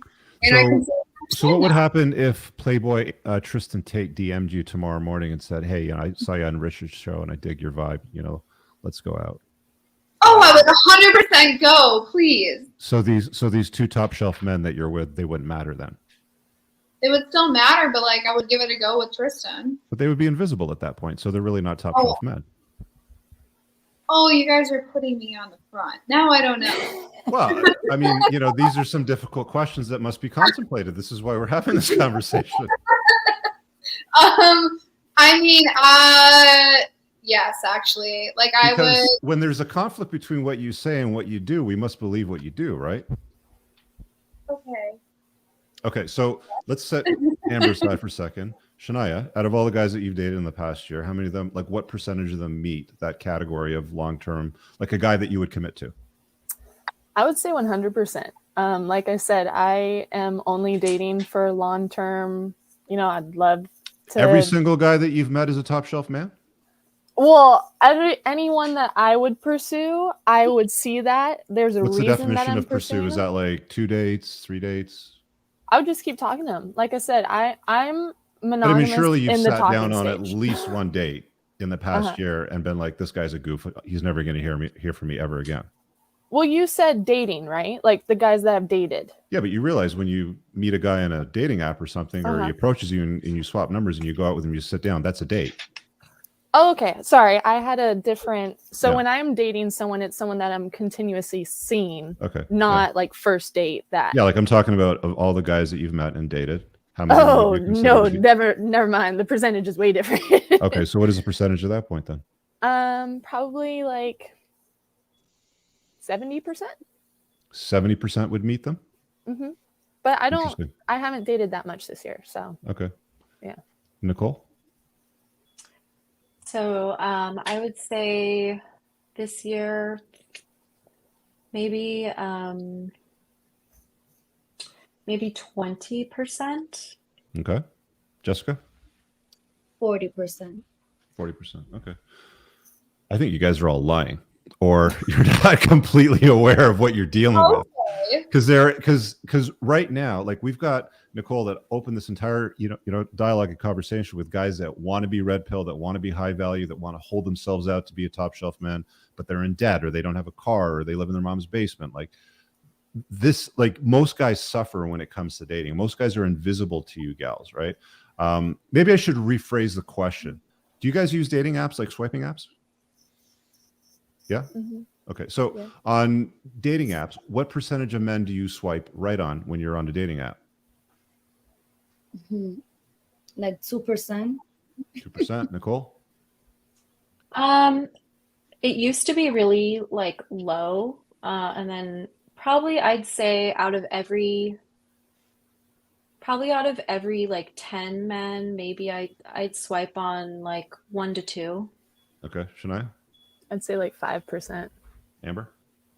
Oh, you don't do dating apps. You do guys that approach you, right? Okay. So that's really low, right? Like that's my point is that, and those are just the guys that are on dating apps that are actually making an effort to download and, like make contact and put themselves out there. The vast majority of guys are mostly invisible to you ladies. So, right. Like you don't even see them because they don't meet your qualifications. What would you say to those guys? What advice do you have for them? That are the 90% that don't get your attention. Like, what advice would you give? I think, are we talking about on like dating sites, like swiping? No, just in general, because I think men in general want to be in a relationship with a woman or a woman. Sorry. I mean, that's why we're here. We're not here to build skyscrapers and roads and computers and do podcasts and stuff. Like we're here to connect with the opposite sex and generally speaking, have children, form a family, sort of thing. So I think that's what guys are mostly looking for, and they're making the effort by going on dating apps. So what would you say to the guys that are mostly invisible to you, that are like the 95% that you don't swipe right on, that don't even get the opportunity to talk to you? So the swipe ratios for men and women on dating apps, just to clarify, are about the same at this point in 2023. So What do you mean? it's the rate at which the number of people per 100 that are swiped by men and women now, at least, is roughly the same. Because I've done a lot of research in this. Where did you get that data from? The internet. Everything on the internet's true, Rich. Just Google it, okay? I find that extremely. But anyway, no. Yeah. No. The There's fact just of the But matter anyways. is, no. Let's deal with this. I actually have a friend Okay. that works at a high level on a swiping app site. Okay. Mhm. So I have a lot more intimate knowledge beyond just what they publish to the public. I also have insider details on the meetings that they have and the topics that they discuss. But the vast majority of men never get a match on a dating app, right? They get really frustrated with it. It doesn't allow any sort of connection. They have a very, very difficult time. And most women on dating apps are fighting for the top probably 15 to 20% of men, probably 10%. They're fighting for matches 10 or with 5, those guys. maybe. Yeah, it's very, very low, right? So, Yeah. if you're only swiping right on those guys that you like the good-looking guys, which are based generally on the first photograph, you generally don't swipe right on their bio or any of those other things. It's like, what does the first photograph look like? Quick swipe, good, right? Most guys will swipe right on a whole bunch of stuff and they'll never get matches. So the amount of swiping that happens is probably pretty similar, but the amount of matches that men experience is very, very low. It's right in the basement. It's not even close to women. Like there's That's guys true. that have done It's a these desert. tests. Yeah, it's like, And it's a swamp. It's a swamp for women and a desert for men. That's the thing. So to that point, like a very average looking woman, like a 4 or 5, can get hundreds of matches within days, whereas like an 8, that's a guy, will struggle to get like 25 matches. Right. Because So- men will sleep with women they see as 4s and 5s, so they swipe a lot. So maybe that's a problem with the men discerning their matching. Do you not like men? I love men. Are you Do you sure? know I love men. I do. Because I mean, there's a lot But- of pointing and sputtering when whatever. Well, men need to do this better. Or Do you want men me need to be held sputter to this. about women too? I No, can I just- sputter about women too. Well, we can go there too, but I just want to try to like understand why you want men to do all of these things to meet certain standards, you know, for you. Because I mean, like whenever we have these conversations, well, you know, men need to do this or they need to be better at that sort of thing. So I'm just curious about your experience with men in the past. I mean, do you not like them or? I love men. Okay. And if you want to ask me questions about women, you know, and our responsibilities, I'm happy to do that too. I would love you to chime in when the other gals are, you know, I'm saying not a something and you disagree with misogynist, it. Rich. Okay. I'm not a misogynist. I don't Misandrist hate is men. actually the misandrist, term. is Yeah. that what it is? Misandrist, yeah, no. Misogynist Well, I think is this apparently is- when men don't like women. Misandry Oh, is when women okay, don't like okay. men. I'm not I think any this is of kind of them. the point. I think this is kind of the point that we're driving at, though. It's what would you say to those 95th percentile men or the people that are not getting attention from women? Because what you're seeing and being pushed in the mainstream is anything but a push for positive masculinity. It's you need to shrink so women can become more. You need to, you know, place women on the pedestal. They need to be making more money than you. They need to be more educated than you. You need to sit down and be quiet. Straight white men, you've had your time. It's time for you to sit down and be quiet. And anytime I ask a woman what she's looking for in a man, it's never a guy that just sits in the corner and allows me to do whatever I want and agrees with everything I say and never challenges me on anything. So I think what we're doing is having a really important conversation around what's actually being pushed in the mainstream and everywhere you look, where it's, you know, it's never been a less positive thing to be a man in today's society. And I think that's what's contributing to a lot of these guys that are failing to meet expectations of women. And so a lot of these guys, and this isn't complaining, this is just kind of the way I see it. A lot of guys out there just can't catch a break. A lot of guys are being raised by single mothers, or they're being raised in households with plugged in blue pilled fathers, and they're growing up and everything they see on TV and reading the news is about how they're a villain just by nature of being born. And then they're listening to advice on how to get women, and it's basically be a worse version of a woman and you'll get women, and it's clearly not happening. So I think the question is, what do you say to these men? You know, when we actually ask women on panels like this, what's the advice? What do you want to see from these men? Or what are the things that you're seeing men do that are turning you off and keeping them invisible? And what do you have as far as advice goes for those guys that are trying to break into that, you know, 20 percentile? Believe it or not, like I actually think that men and women are better together than they are apart, right? Like a woman can be a good complement to a man's life, and the same thing, you know, the other way around. So I'm trying to get some clarity from the gals on the panel that, you know, as your experience as women using dating apps and dealing with men, because you're all single right now, what advice would you have for these guys? I feel like they should be honest with the female and be themselves instead of trying too hard. Because I have encountered guys that they. She just froze up. We lost her. Okay. I don't know if she's going to come back. Oh, no, you froze up, Jessica. So back up like 5 seconds and say that again. You were talking about honesty. Yeah, honesty. I said that a guy should be themselves and not like. Just be yourself. Yeah, be yourself. Mm-hmm. Okay, so we'll come back to that in a second. I don't think that's enough, to be completely honest. You don't think that's enough, Amber? So what else would you tell them to do? Honestly, I think it's important to, be yourself, great, whatever, but what do you have to provide? Not just for yourself, but for others. And I'm not just talking about for a woman. Like, what do you have to provide to society?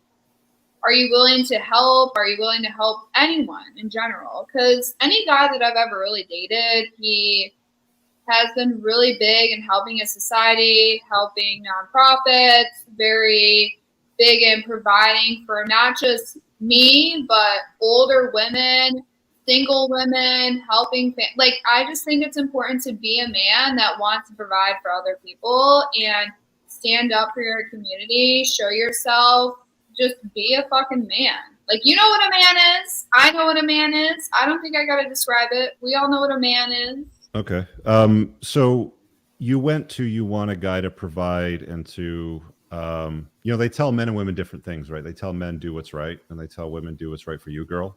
But you're also the kind of gal that's like, well, I make my own money, so I don't need a man, right? Like I want to make sure that I'm not financially reliant on a man. But you're also saying in the next breath that you want a guy to provide. So I'm a little confused with that. I mean, I'll be honest, the men I usually attract are men that want to provide. I don't really have to ask for anything. I don't ask for anything. But so like your OnlyFans is a backup then, right? It's just in case he's not there or he's not able to provide or he doesn't provide for I you. mean, that's my main thing now, but if I'm with someone and I love them, like I don't know. I mean, I guess you could say so, but in general, I take care of myself. I do what I have to for the time being. I mean, if I'm with someone, if he wants to be with me and he wants to provide for me, he knows where I'm coming from. He knows what I do for a living. He knows that I do have a degree. I'm not stupid. I'm an honor roll student. You can look up my full name, and I'm a merit scholar. So I'm not dumb. But it's hard because some men just automatically assume people in my realm don't know anything. But in reality, it's not true. And I do attract very high-profile men. So Okay, I'll come back to that in a second. Shania, what's your advice to men? I think Jessica's on the right track about the honesty. However, I feel like they need to be honest with themselves. So step back and say, okay, the dating apps aren't working, but I do want a woman. So what else can I do? Should I start going to bars? Should I start approaching them in person, show off confidence? Should I maybe take a year off for yourself or, So I think you were definitely on the right track and just, it's time to be like, okay, this isn't working. Now what? Okay. Nicole? If we're speaking specifically about dating apps, I would say, well, I don't want to plug what I do here, but I do. Just in general. Okay. I would say for the dating app, I think that actually men don't present themselves as well as they could on dating apps. And I think that if they understood how to present themselves better online, they would get more swipes.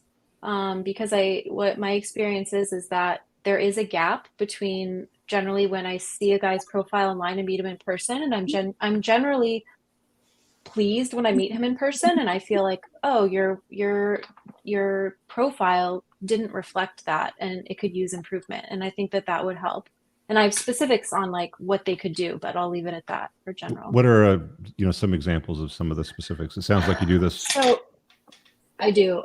So some of the things would be, and again, before Rick tells me I'm just harping on men, I have things for women's profiles too. But since you're asking me about men, I would say, first of all, like be in the best like shape that you can be in, like be in good health, like having a healthy body. Keep up with your grooming. Like if you're gonna have a beard, trim it, groom it, go to the gym, go for a run, do these things to, just be your best self externally. When it comes to your photos, get your photos taken, get good photos. They should be updated. They should be nice quality, not blurry. Pay attention to what you're wearing, like present yourself well. And in your prompts, don't be generic, like really think about them and be thoughtful.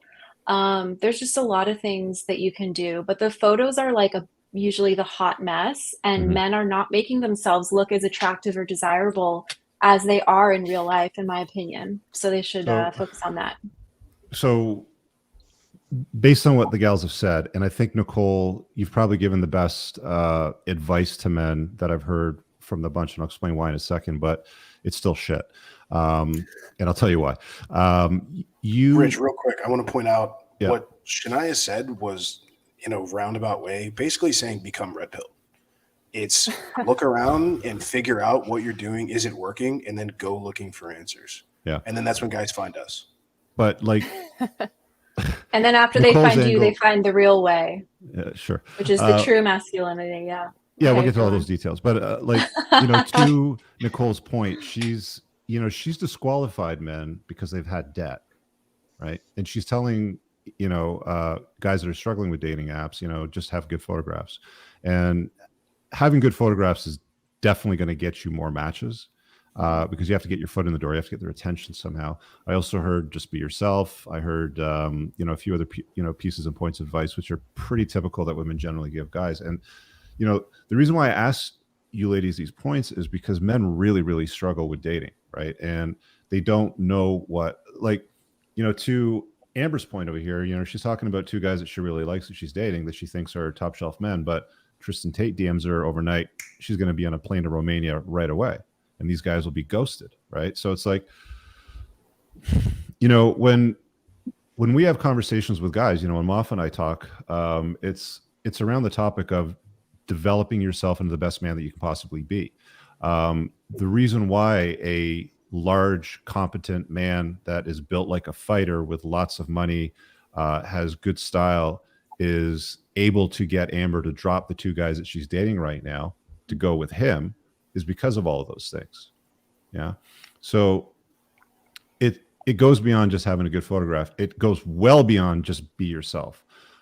Just be yourself is usually like the advice that moms give their sons, is just be yourself and the right girl will come along, sort of thing. And that it's shit, because that's what a lot of guys will do now. They'll just be like, well, myself is working, you know, a $30,000 a year job, coming home, smashing a frozen pizza in the oven, and getting stoned and playing video games for 17 hours, and you know, watching stream or Twitch or Fortnite or something, right? Like that's a lot of guys' angle for just being themselves today, and that's not enough. It's never enough, right? Like you guys have already shown us that it's not enough, because you've disqualified men for quite a few reasons that don't meet minimum standards. But the interesting thing too, though, is that if a guy can meet all those minimum standards and brings all of those things to the table, which end up being in the top 10, 15% of men all out there, you don't want him to set a boundary, like you're not allowed to go to girls' trips or something like that. So any thoughts on that, ladies? I never said that. What did you say? What did I get wrong? You said that we're saying if a man meets all of these like 5 to 10% qualities or minimum standards of what we want, that that we don't allow them to have boundaries. And that's absolutely not true. I think men are absolutely, they should have boundaries. The only point I was saying is that a man should not try to exercise control over a woman's will. They should discern if that woman is for him. But a man can absolutely have boundaries. When does that line go from a boundary to control? Like where do you draw that line? Like what does that look like? So a boundary would be a man stepping away from a woman because she does not meet his minimum criteria of what he wants in a woman. Mm-hmm. Controlling would be staying with a woman and trying to coerce her in various ways to have her behavior change in ways to fit what he wants. Mm-hmm. And the same thing, same with a woman. Like when women nag men, it's like they nag and do this and do that and honeydew, like that's all really bad too. But that, I mean, we know a boundary versus control. You know, a woman saying, oh, you never do this right. You don't do that. Don't do that. Don't, you know, it goes both ways. Mm-hmm. And that's not a boundary. That's control and nagging. Mm-hmm. Boundaries are A-okay. Boundaries are great. But I mean, you did take issue with boundaries, as you know, we talked about them, you know, before, because you didn't I took issues with control. Well, you called some boundaries controlling, which I don't think are controlling. I think they're just a boundary. Like what? Well, you know, telling your gal that she's not going to go away for her party with the girls to Miami or Nashville or whatever it happens to be. You can tell her that, but when you just say you're not, and she's going to come back, and she's going to come back single, yeah. And that's fine. That's the whole story. Okay, but why ruin someone's vacation by saying that? Like, why can't you just deal with it before the vacation even starts? Oh, well, you're going to go. Like, yeah, it's a boundary that men should set early on. So one of the mistakes that men make is they let it get to the point where it's like, you know, you're together for a year and a half, and then, you know, all of a sudden he's going to take issue with something that he previously approved, right? So this is why when I talk to guys, I'm always telling them, look, you know, date women, you know, see a bunch of women if you want. And when it becomes obvious that she is better material than the other women that you've been seeing, and she comes to you and says, where do we stand? I dig your vibe. I want to be exclusive to you. I want to claim you, blah, blah, blah. That's when you can look at her lifestyle and say, look, you know, well, I like you too, but this is a deal breaker for me, right? It should never get to year, 2 years, fair. 5 years. That's very fair. Yeah. And that's what I tell guys to do, right? So this is again, you know, we're on the same page. It's why men need to have a respectively longer vetting period than they typically do. This is kind of the point. This is why we generally find that men who date non-exclusively can find that the cream rises to the top. And if you do so in a way that doesn't leave you open to rushing into anything super quickly, then these are the things that are going to come up even before the where do we stand talk. But even if they do, my point still stands that even if there are things that maybe a guy doesn't look at as relationship material in a woman, there's nothing inherently wrong with continuing to see that person. We're two adults with their own free will that enjoy the company of one another. And I think until that conversation is had, whereas the where do we stand, the what are we talk, then and only then is it really necessary for any decisions to be made about where you're going to go with your feet. I don't think the first time a guy discovers that a girl likes to party or she does this and that is necessarily, unless it's something super egregious, like she's a violent history or has a criminal record, for example, things like that, which I wouldn't advise any guy stick around regardless. But Rich has a chapter in his book of the 20 red flags. We're always on the lookout for these as men. And you're going to be hard pressed to find a single woman that doesn't have at least one or two as far as those go, but that you're probably going to have to work on. Yeah. You're probably going to have to work on. You're probably going to have that conversation. It's like, okay, well, we keep kind of going and dancing around this. She comes and says, where do we stand? I say, well, I don't date girls that do X.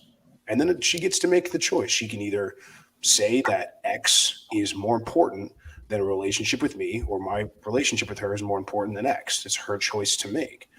But now we're in agreement.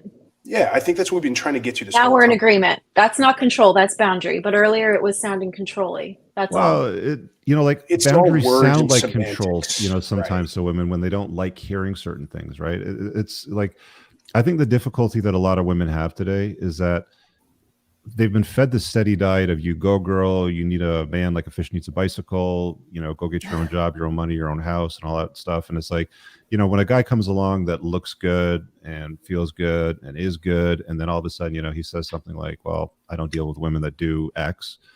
Oh, that's controlling. You can't do that. Why are you so insecure? Da, da, da, da. It's like, that's a natural go-to, right? And it's not. It's just having a healthy conversation about something that preserves the integrity of the relationship. Because if he cares about you, he wouldn't want you, going off doing stupid things that would expose risks. Like, I drive nice cars, right? Like, I just bought this new Porsche, and it's like, if I took my car and I parked it in a shitty neighborhood, left it unlocked, threw the keys on the seat and walked away with it and left it there overnight, something bad is probably going to happen. So I can make a choice and say, you know what? I think I'd rather park the car in my garage and lock it up in there. It's safer there, right? And that's not like I'm saying, well, I want to lock my girl up in my garage or anything like that, or saying, a car is a girl. It's just an example of what I'm talking about. Let me sort of move on from that. So I wanted to ask you, ladies, because I know you've all been on some dating podcasts. What do you find that these dating podcasts get wrong? Like, is there anything that stands out that's obvious to you that you'd like to maybe table?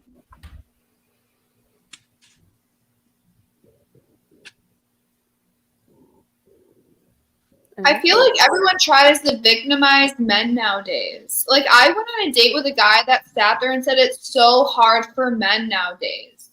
And even when I went on another podcast, oh, poor men, oh, this, oh, that. I'm sorry, but I don't feel sorry for men. I genuinely don't. Like, you can't convince me to sit here and feel sorry for you. Like, when I went on this date with this guy, we're going to just name him Joe, whatever. Mm-hmm. Oh, it's so hard for men. We have to work so hard for what we get. Okay, well, what about women? We have to do the same stuff. Actually, ×2, maybe ×3, depending on the field you're in. Mm-hmm. So I'm just tired of people sitting here, or men sitting here acting like, oh, we're supposed to feel so sorry for them. Why? Because we finally found a way to make money without needing them. Okay. Is that what they say? That's what they're saying with, like, the world is so hard for men. Like, I had a man sit here pocket watching me, telling me that the world is so hard for men and they have to work so hard.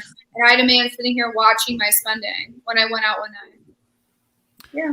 Okay. Shania?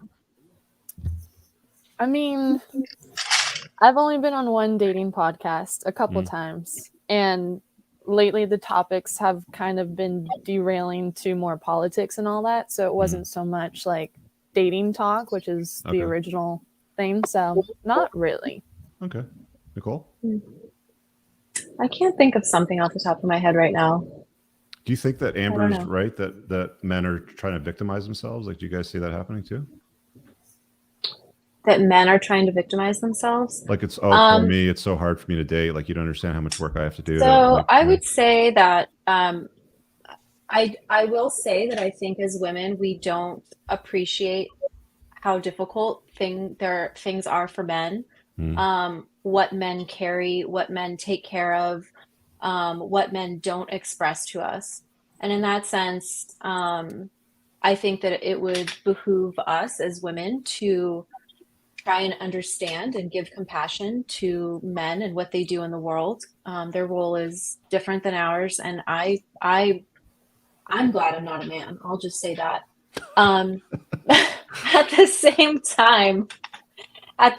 time, I think it's like a balance of, okay, if you feel like a victim, then what are you going to do about that? Get out of a state of victimhood, because acting from a place of victimhood is like not the most effective for men or women or whatever gender, you know, I don't know. It's not a good place. So I think get out of the victimhood, go to the gym, become financially literate, do your thing, treat women well, discern well, stop thinking with your dick all the time, and make your life better. But also, I don't deny that men have it pretty, you guys do a lot that's underappreciated, I think. Jessica, what do you think dating podcasts might get wrong, or you see that they get wrong? I feel like certain, no offense on the women here, I feel like certain women, according to the dating podcast I was in, I feel like some women, they think that they need the world, that the guy gotta give them the world without them doing anything. I agree. Okay, so they expect more than what they bring to the table. Yes, exactly. I want to ask Nicole a question. So when you say guys stop thinking with your D so much, like what do you mean by that? I just mean that I know some, I won't call them like guy friends because I don't keep guy friends, but male acquaintances. Like if we're in a co-ed group at lunch or something and they say, oh, this girl, she just used me for my money, or she just used me for this or that and the other, you know, and I guess there's just some times where I feel like, well, yeah, I could have told you that based on the little information. And yeah, she was like a smoking hot 10 or 11, whatever. And he just like, "Brr!" And also kind of ignores lots of red flags. That's all I'm saying. But women do the same thing. So, So you know, slow down a bit, maybe. We should all slow down a little bit. So, you know, when Amber was talking about men playing the victim card, you know, like the whole, you know, like poor me thing, it got me thinking about a soundbite that I've been, you know, become somewhat famous for, because I say that women don't care about men's struggles. They hang out at the finish line and they pick the winner. What do you guys think about that statement? I would agree with it. Oh, I don't Yeah. know. No? Half. I'm like 60-40 on that. But I mean, you legitimately just said that you I know, are hearing but guys whine to you about it being difficult. But they whine to me, but also and that you don't care about it. like I care, but I don't. I've struggled a lot more. Yeah. What do you think about that statement, Jessica? I'm kind of like 80 and 20. Nicole? I think in general your statement's true, but I think it's an unrealistic expectation for women. To care about men's struggles? No, you said that women like wait at the finish, like women want to like be at the finish line right after a man has like is like basically perfect in her mind. Is that what you're saying? Yeah. I'm saying probably. So the soundbite is women don't care about men's struggles. They wait at the finish line and they pick the winner. Yeah. So what I'm saying is, yeah, I think that there is a lot of that, but I don't think that that's the way a woman should be thinking. I think that we should care about men's struggles.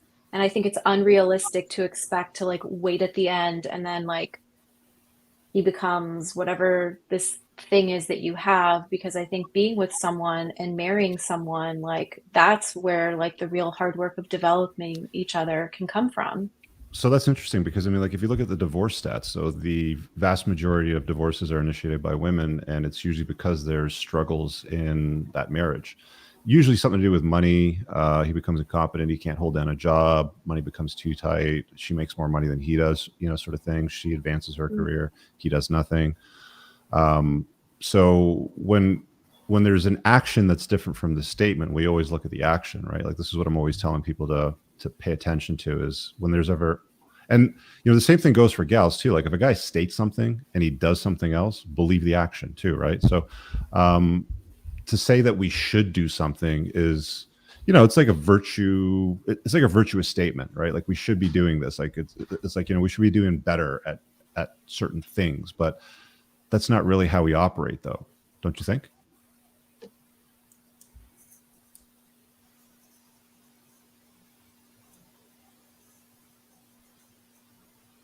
Could you clarify the question, Rich? I'm sorry. I'm not sure what the question is. Like when we say that we should be doing something, like a lot of guys, like one of the many complaints that men have is they'll say, well, women should just be better. Women should just accept me for who I am. I'm a really nice guy. I bring a lot to the table, and, they shouldn't go after Chad over there. They should go after me, but that's not how women behave. So having that like virtuous idea that things should be a certain way, but they never are, like, shouldn't we just get past that and just trust, how humans actually behave? I mean, I feel like we should just adapt to however someone is. I do agree with you 100% on that. Just go with the flow, see how the relationship goes. I feel like sometimes society sets us all up for failure. So, I mean, I know I'm back and forth with my answers, but to be honest, I think we should just all go with the flow a little bit more. And maybe things work out a little bit better, to be 100% honest. But I think what we're just trying to get at, is there's a lot of wishful thinking from both sides. There's a lot of men that say, women have too high standards. I shouldn't need to win the race to be able to get a woman. I didn't need to win the race 70 years ago. I just needed to make $40,000 and have a decent car, and I could get the wife and the kids and all that. I shouldn't have to be Andrew Tate to get a woman.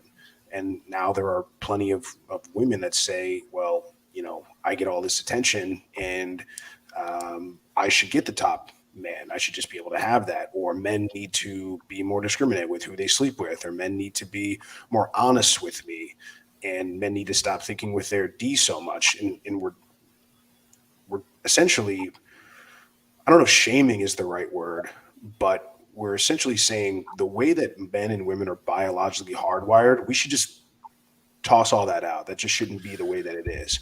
And we're just not going to get there. So the alternative is, if we know this is how women are, if we know this is how men are, then how do we adjust our own strategies to better align with the game instead of trying to change the game?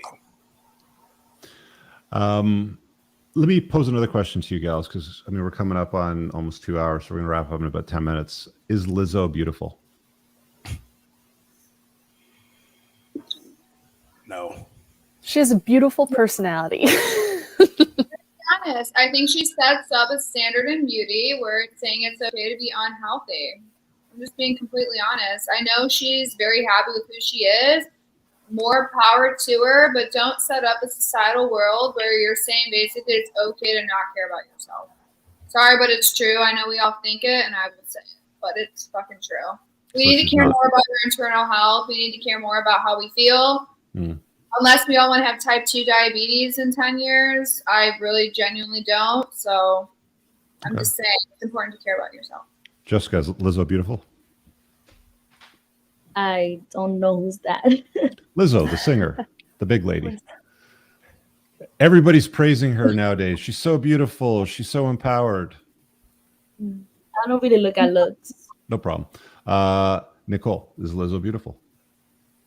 It doesn't matter what I think, because I'm not in the sociosexual market for women. So it really only matters what the men in the market think of Lizzo if she wants to be with men. So I don't see why my comment on her appearance would even matter. Maybe I should rephrase it. Is women telling her that she's beautiful a good idea? Like, is it a healthy statement to make when somebody? I think it's fine if women. I think it's fine if women tell. I think it's fine if Lizzo's girlfriends tell her she's beautiful. It's interesting. I'm not commenting on her value in the socio-sexual market with men, but that's up to Lizzo and men. It's interesting because if you were to ask somebody if they think that Lizzo is beautiful and they say yes, try this next time they say this and say, you kind of look like Lizzo, and see what they do with that. See if they really think that she's beautiful. So Yeah, like I just want to ask that question to see how you guys would deal with women complimenting other women. Like one of the things you said earlier, Nicole, was that you not only hold men to standards, but you want to hold women to standards. But you didn't have an opinion when I asked you about Lizzo, so I just wanted to sort of, I'm like, what do you think about that? I Do you think think that Lizzo for me, should hold herself to a healthy weight, to like a healthy standard of weight, so I that she think doesn't that have diabetes and things like that? I think that for me to comment on other women, especially in this context, is irrelevant.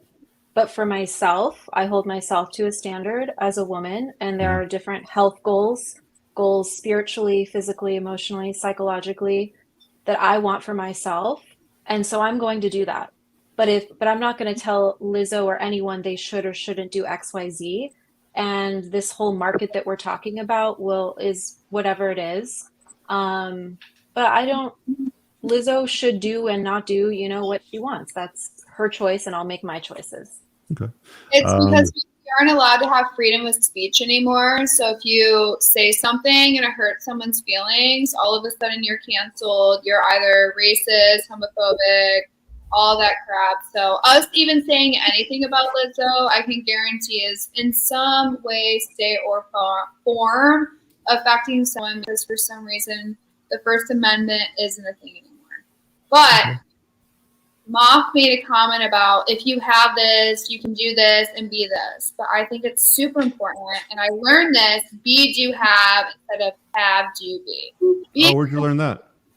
I learned it at the Hoffman Institute. I went in this wellness retreat, and truly it changed my whole life.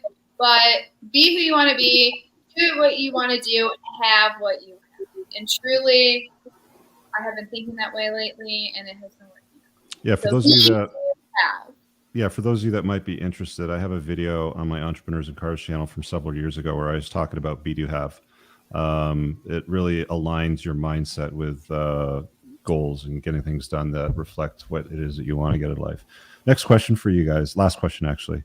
Do you think that marriage today is a good idea? And why? No. Who said no? Amber? I said no, and it's crazy because I always want to get married. I have like everything I ever wanted: the dress, the venue, everything. But I just feel like at this time and age, I'm not even talking about the values in the relationship, how laws are in different states when it comes to marriage, how people act, just like everything. It's so hard nowadays. Like I have a friend going through a divorce in California. She was a breadwinner. She provided everything for this man, and now because of the laws in California, has to give half of her stuff to this random dude. So it sucks, but honestly, I just feel like it's more important to value yourself, find a traditional relationship, or be with a man you love. Like my aunt and my uncle, they aren't married. They've been together for 15 years, and they're the most happy couple I've ever seen. Do they live together? No, they live separately, but they spend pretty much every single day together. It's crazy. I know it's so weird, but for some reason it works for them, and it's always worked out since I was a little kid. It's been like 20 years, I think. I don't know. I think so. 20 years almost. All right. Shania, do you think marriage is a good idea today? It's kind of a tough question to ask because I'm kind of like Amber. Like, I'm such a hopeless romantic. I love the idea of marriage. But when it comes down to the logistics of it, I don't believe it's a good idea right now in this day and age. I would love to be married, but I don't think it's a smart idea at the moment. Why is it not a smart idea for you? For me personally, or for anyone? Well, in your general? opinion. Well, yeah. I mean, divorce rate is just still pretty high. I mean, it's always been high, but with the what's the word I want? The availability with dating apps and social media and temptation, I think it's kind of amplified. So, back in the day, you got married and, you probably got married to someone that you met in town, in person and all that. Nowadays, you can talk to someone in Europe. You can talk to someone in Australia. You can talk to, so, there's so much availability. So it's kind of hard to be married when there is so much out there, if that makes sense. Like maybe that's just my trust issues coming out, but at the same time, I'm just like, I don't know. Just to clarify, like you're worried about your partner being tempted, not you personally. No, not You're me. worried about you're worried about whoever you would end up with being tempted and going and leaving you for someone else. Well, not even that too. I might be doing a bad job of explaining it. But like, for example, if I got married and my husband and I got in a fight, you know, what's the first thing someone's going to do is be like, well, there's going to be someone else. I'll just go and talk to someone else because it's so available.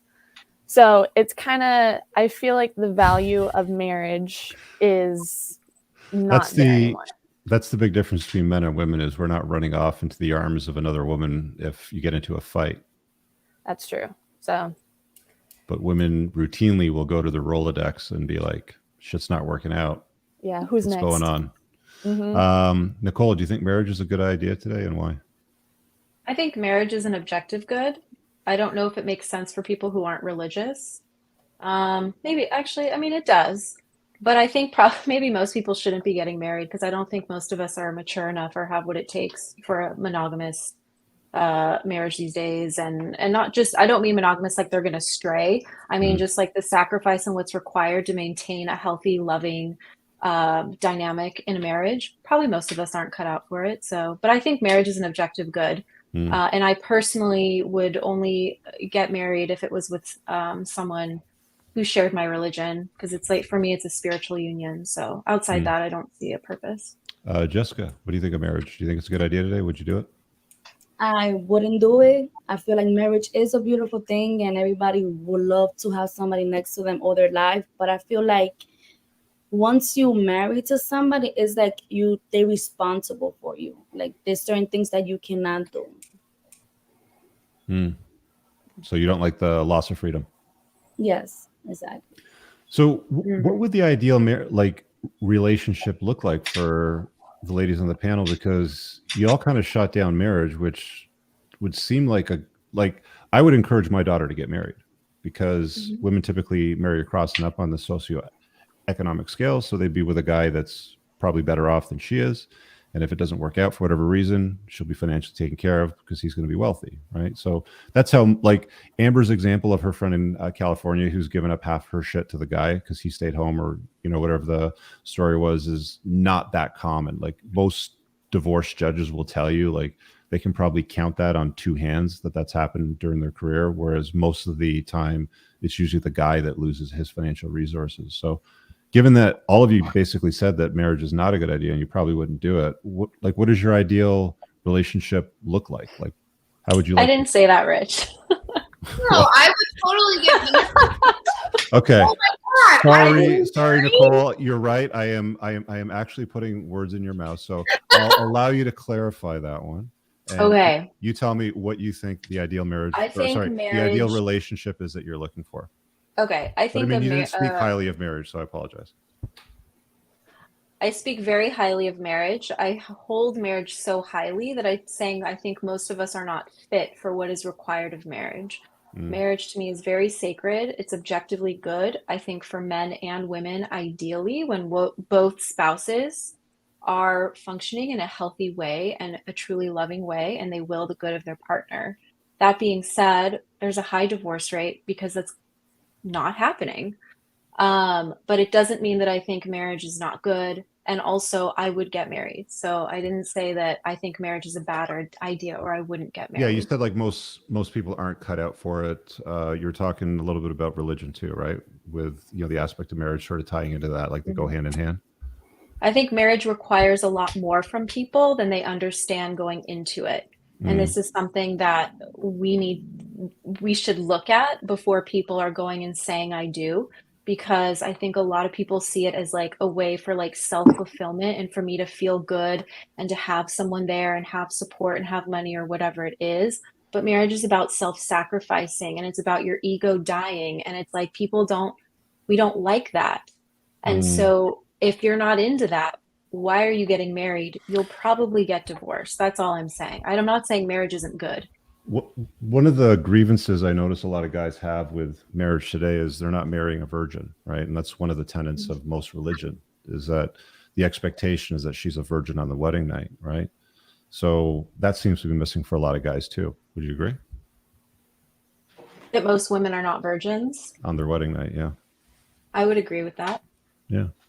So what would your ideal relationship look like then, Shania, if it's not marriage? Like I said, I'm in it for monogamous and long term, so it doesn't have to get to marriage. Mm-hmm. Would you like to have kids? I mean, you're young enough to have kids, right? I'm open to children. I mean, it's kind of one of those things that I'm neither here nor there. If I die tomorrow and I never have kids, I'm not going to be heartbroken. And so, if I do meet someone and I love their personality traits, their values, and I want to share that with and create a person with that, then sure, totally. But I don't really, like I said, I would love to get married. I just don't think it's a necessarily good idea, because you can still have that kind of commitment without the paper, if that makes sense. Amber, what's your ideal, if it's not marriage, what does it look like? Well, I Your want to get married. aunt and uncle's deal? No, I want to get married. I want to have like 6 kids. Live in a beautiful house, a giant plantation home, the horseshoe driveway and a lake and all that. I definitely want to get married, but I just feel like right now it's not in the cards for me. I'm just being honest. Like, I just don't think I fully have the capability of handling that at the moment. Do I want to be married? 100%. But at the moment, it's just not there. I think too young. Do you have any fear or any concerns about OnlyFans maybe tarnishing your ability to find a guy to marry you? No. No? I really don't. I mean, I know it can come across as an issue to many, and I am perfectly okay with understanding that.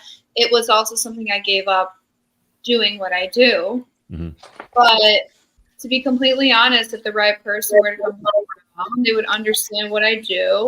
That is also a job, and it's just my life. I'm okay with it. If you're not okay with it, fine. The haters are going to hate, whatever, but I'm just being honest. I definitely want to get married. I just don't think I'm at the mental capacity to handle all that. Jessica, what does your ideal relationship look like if it's not marriage?